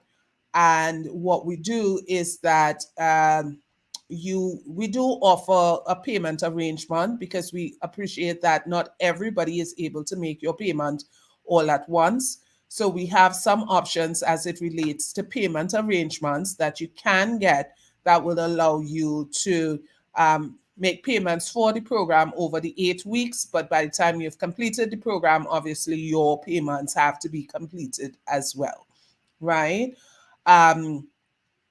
Like I said, the business permutation covers you from everything. So your registration, your business planning, what are the things that should be in your business plan, managing your accounting, your bookkeeping, of course, your cash flow management, understanding your business reports, understanding the human relations aspect of your business and industrial relations as it relates to small businesses, marketing and advertising for your small business, covering taxation. That is an entire area as well that is covered under the business permutation program. All of your legal and regulatory requirements. These are all key areas that are covered in your business permutation program. So if you are interested in this program, again, feel free to reach out to us. We are going to share a little bit more information with you in terms of the packages, what options are available for you for payment arrangements. And hey, don't forget, you got that 10% voucher that we're giving to you today. So make sure that even if you did not register beforehand, that you can go to our Facebook page, send us a message so that we can ensure that we have your contact details so you can access your discount for the program or any other services that you would like to access from Business Lifeline Limited, right? So another question, in your experience, could a startup business financially support itself for growth, or do you need to put money into it for growth? Definitely, if you're thinking about scaling your business, you are going to have to invest money. If you're thinking about growing organically, your growth will be extremely slow, right? So it can happen, but it's going to take so long. It's not really going to give you the meaningful results that you're looking for. So it does require some level of investment if you're looking to expand, right? What is the success rate, or do you have any examples of business? Oh, we do. We do. Actually, let me see if I can share. Uh, Let me see if I can share this one with you from the business permutation program. Ooh. All right. So just one sec. I'm going to share it with you because I'm not too sure if you're getting the audio feed there. So just give me a sec and I will actually share it with you in terms of what some of our past students, and ironically, they're the ones that I have lined up today, they're all from South, so you might see somebody that you know, right? So I'm just waiting for that to load, and I'm going to share. Braxton, the CEO of Tectonic Tool Rentals Company Limited, located at Southern Main Road, Pleasant Park, Point of View. Before I came to the permutation course and even the social media clinic, I was sick and tired of not being able to effectively manage my social media platform. I'm thanking Business Lifeline for helping me and the other entrepreneurs for realizing our dreams and causing us to become better entrepreneurs and applying the tools and the principles that we learn here today to grow our businesses. So I encourage all entrepreneurs to come out and do the programs and learn and be a better certificate through Business Lifeline. Thanks. Awesome. So we're just thankful for that bit of feedback there from Mr. Andrew Braxton. He was one of our past students, but we have had, I'm very proud to say, an extremely good success rate in terms of our students. The one thing I can say for students from the permutation program is that they really don't leave us. So they stay on, they maintain a relationship with us, and we have the great opportunity to see how their businesses progress and how their businesses grow. So we encourage you as well to join the permutation family. We have so many success stories in terms of businesses growing through the permutation program. One that I would want to share with you, we had a young lady. She actually came to our financial management program and we were promoting business permutation. She, at that point in time, was a pedicurist at a salon, and she really had a strong desire to grow and get into entrepreneurship, not just renting a station at someone else's location. So she expressed that she signed up for the business permutation program. And I think maybe by her fourth session, she came back and she says to me, I'm going to purchase the salon. And she was like, I know you may think I'm being crazy here, but I'm going to purchase the salon. And I'm very proud to say she did, before the end of the program, actually enter into the agreement, purchase the salon, and she is now operating the salon, within which the salon that she used to work for previously, and doing extremely well. I feel very proud in terms of the growth that she's been able to get with the business, how she's been managing it and handling it and all the good stuff. It hasn't always been an easy road, but she has been growing and doing really, really well. We have been able to support participants who came to the program because they wanted to tender for different projects, didn't know how to go about it, or they had been tendering for projects and not finding any success. We have been able to work with them, help them. They actually tendered after the program and were successful in terms of getting contracts. So I think it has been a very, very, very good experience for students, and they generally do share very positive feedback relating to the program, right?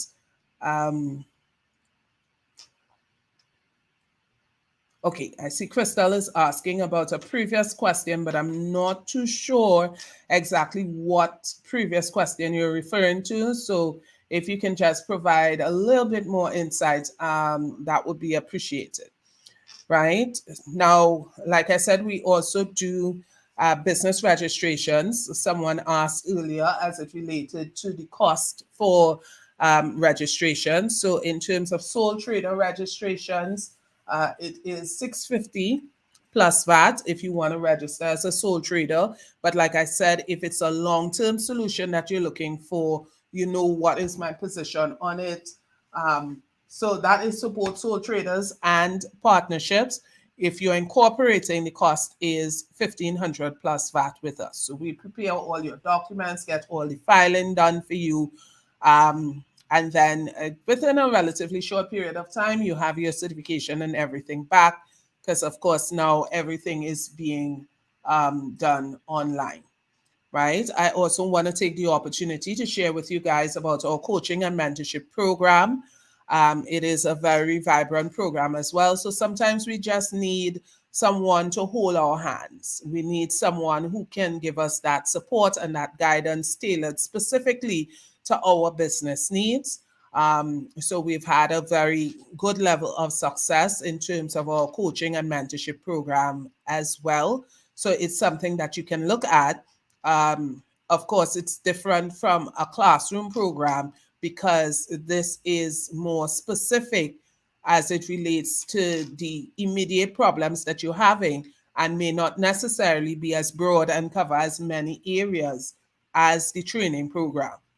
So, of course, we've had persons who do the training program and then subsequently go into the coaching and mentorship program subsequent to that, right? So, without further ado, it has been a very interesting run. Of course, you all can feel free to share some information or your comments as we wrap up the program. Again, I want to say an extra special thank you to MP Kennedy Richards Jr. and his team for making this program possible and available to you.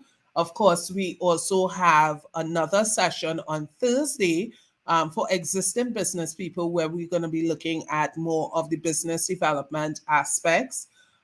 So, of course, I know some of you guys are already registered for Thursday, but we are definitely looking forward to seeing you then. You know, feel free to share the information with others.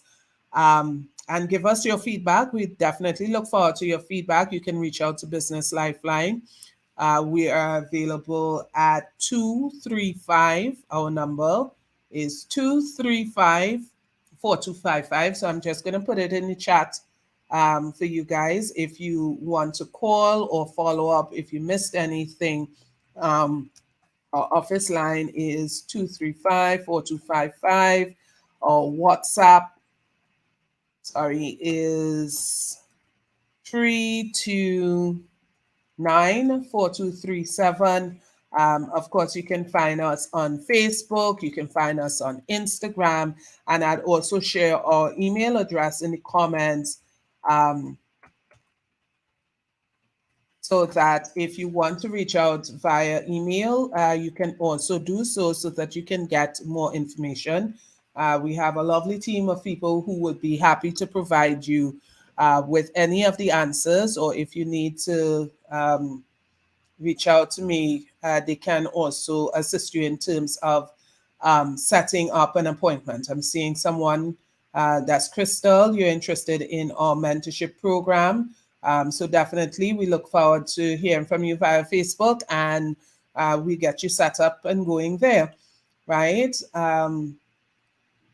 Awesome. So I'm happy to see some nice comments that says that you were happy. The session was quite informative. Of course, I always enjoy these sessions, being able to share with you guys.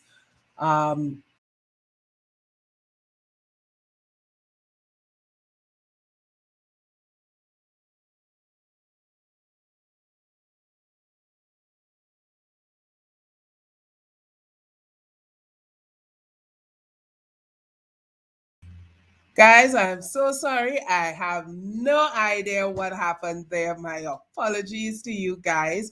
But I am going to turn you over to, of course, the MP's office that will wrap up today's session for Yes. us. Thank you very much, Mrs. Cupid, for your insightful presentation today. I mean, today was really, really well.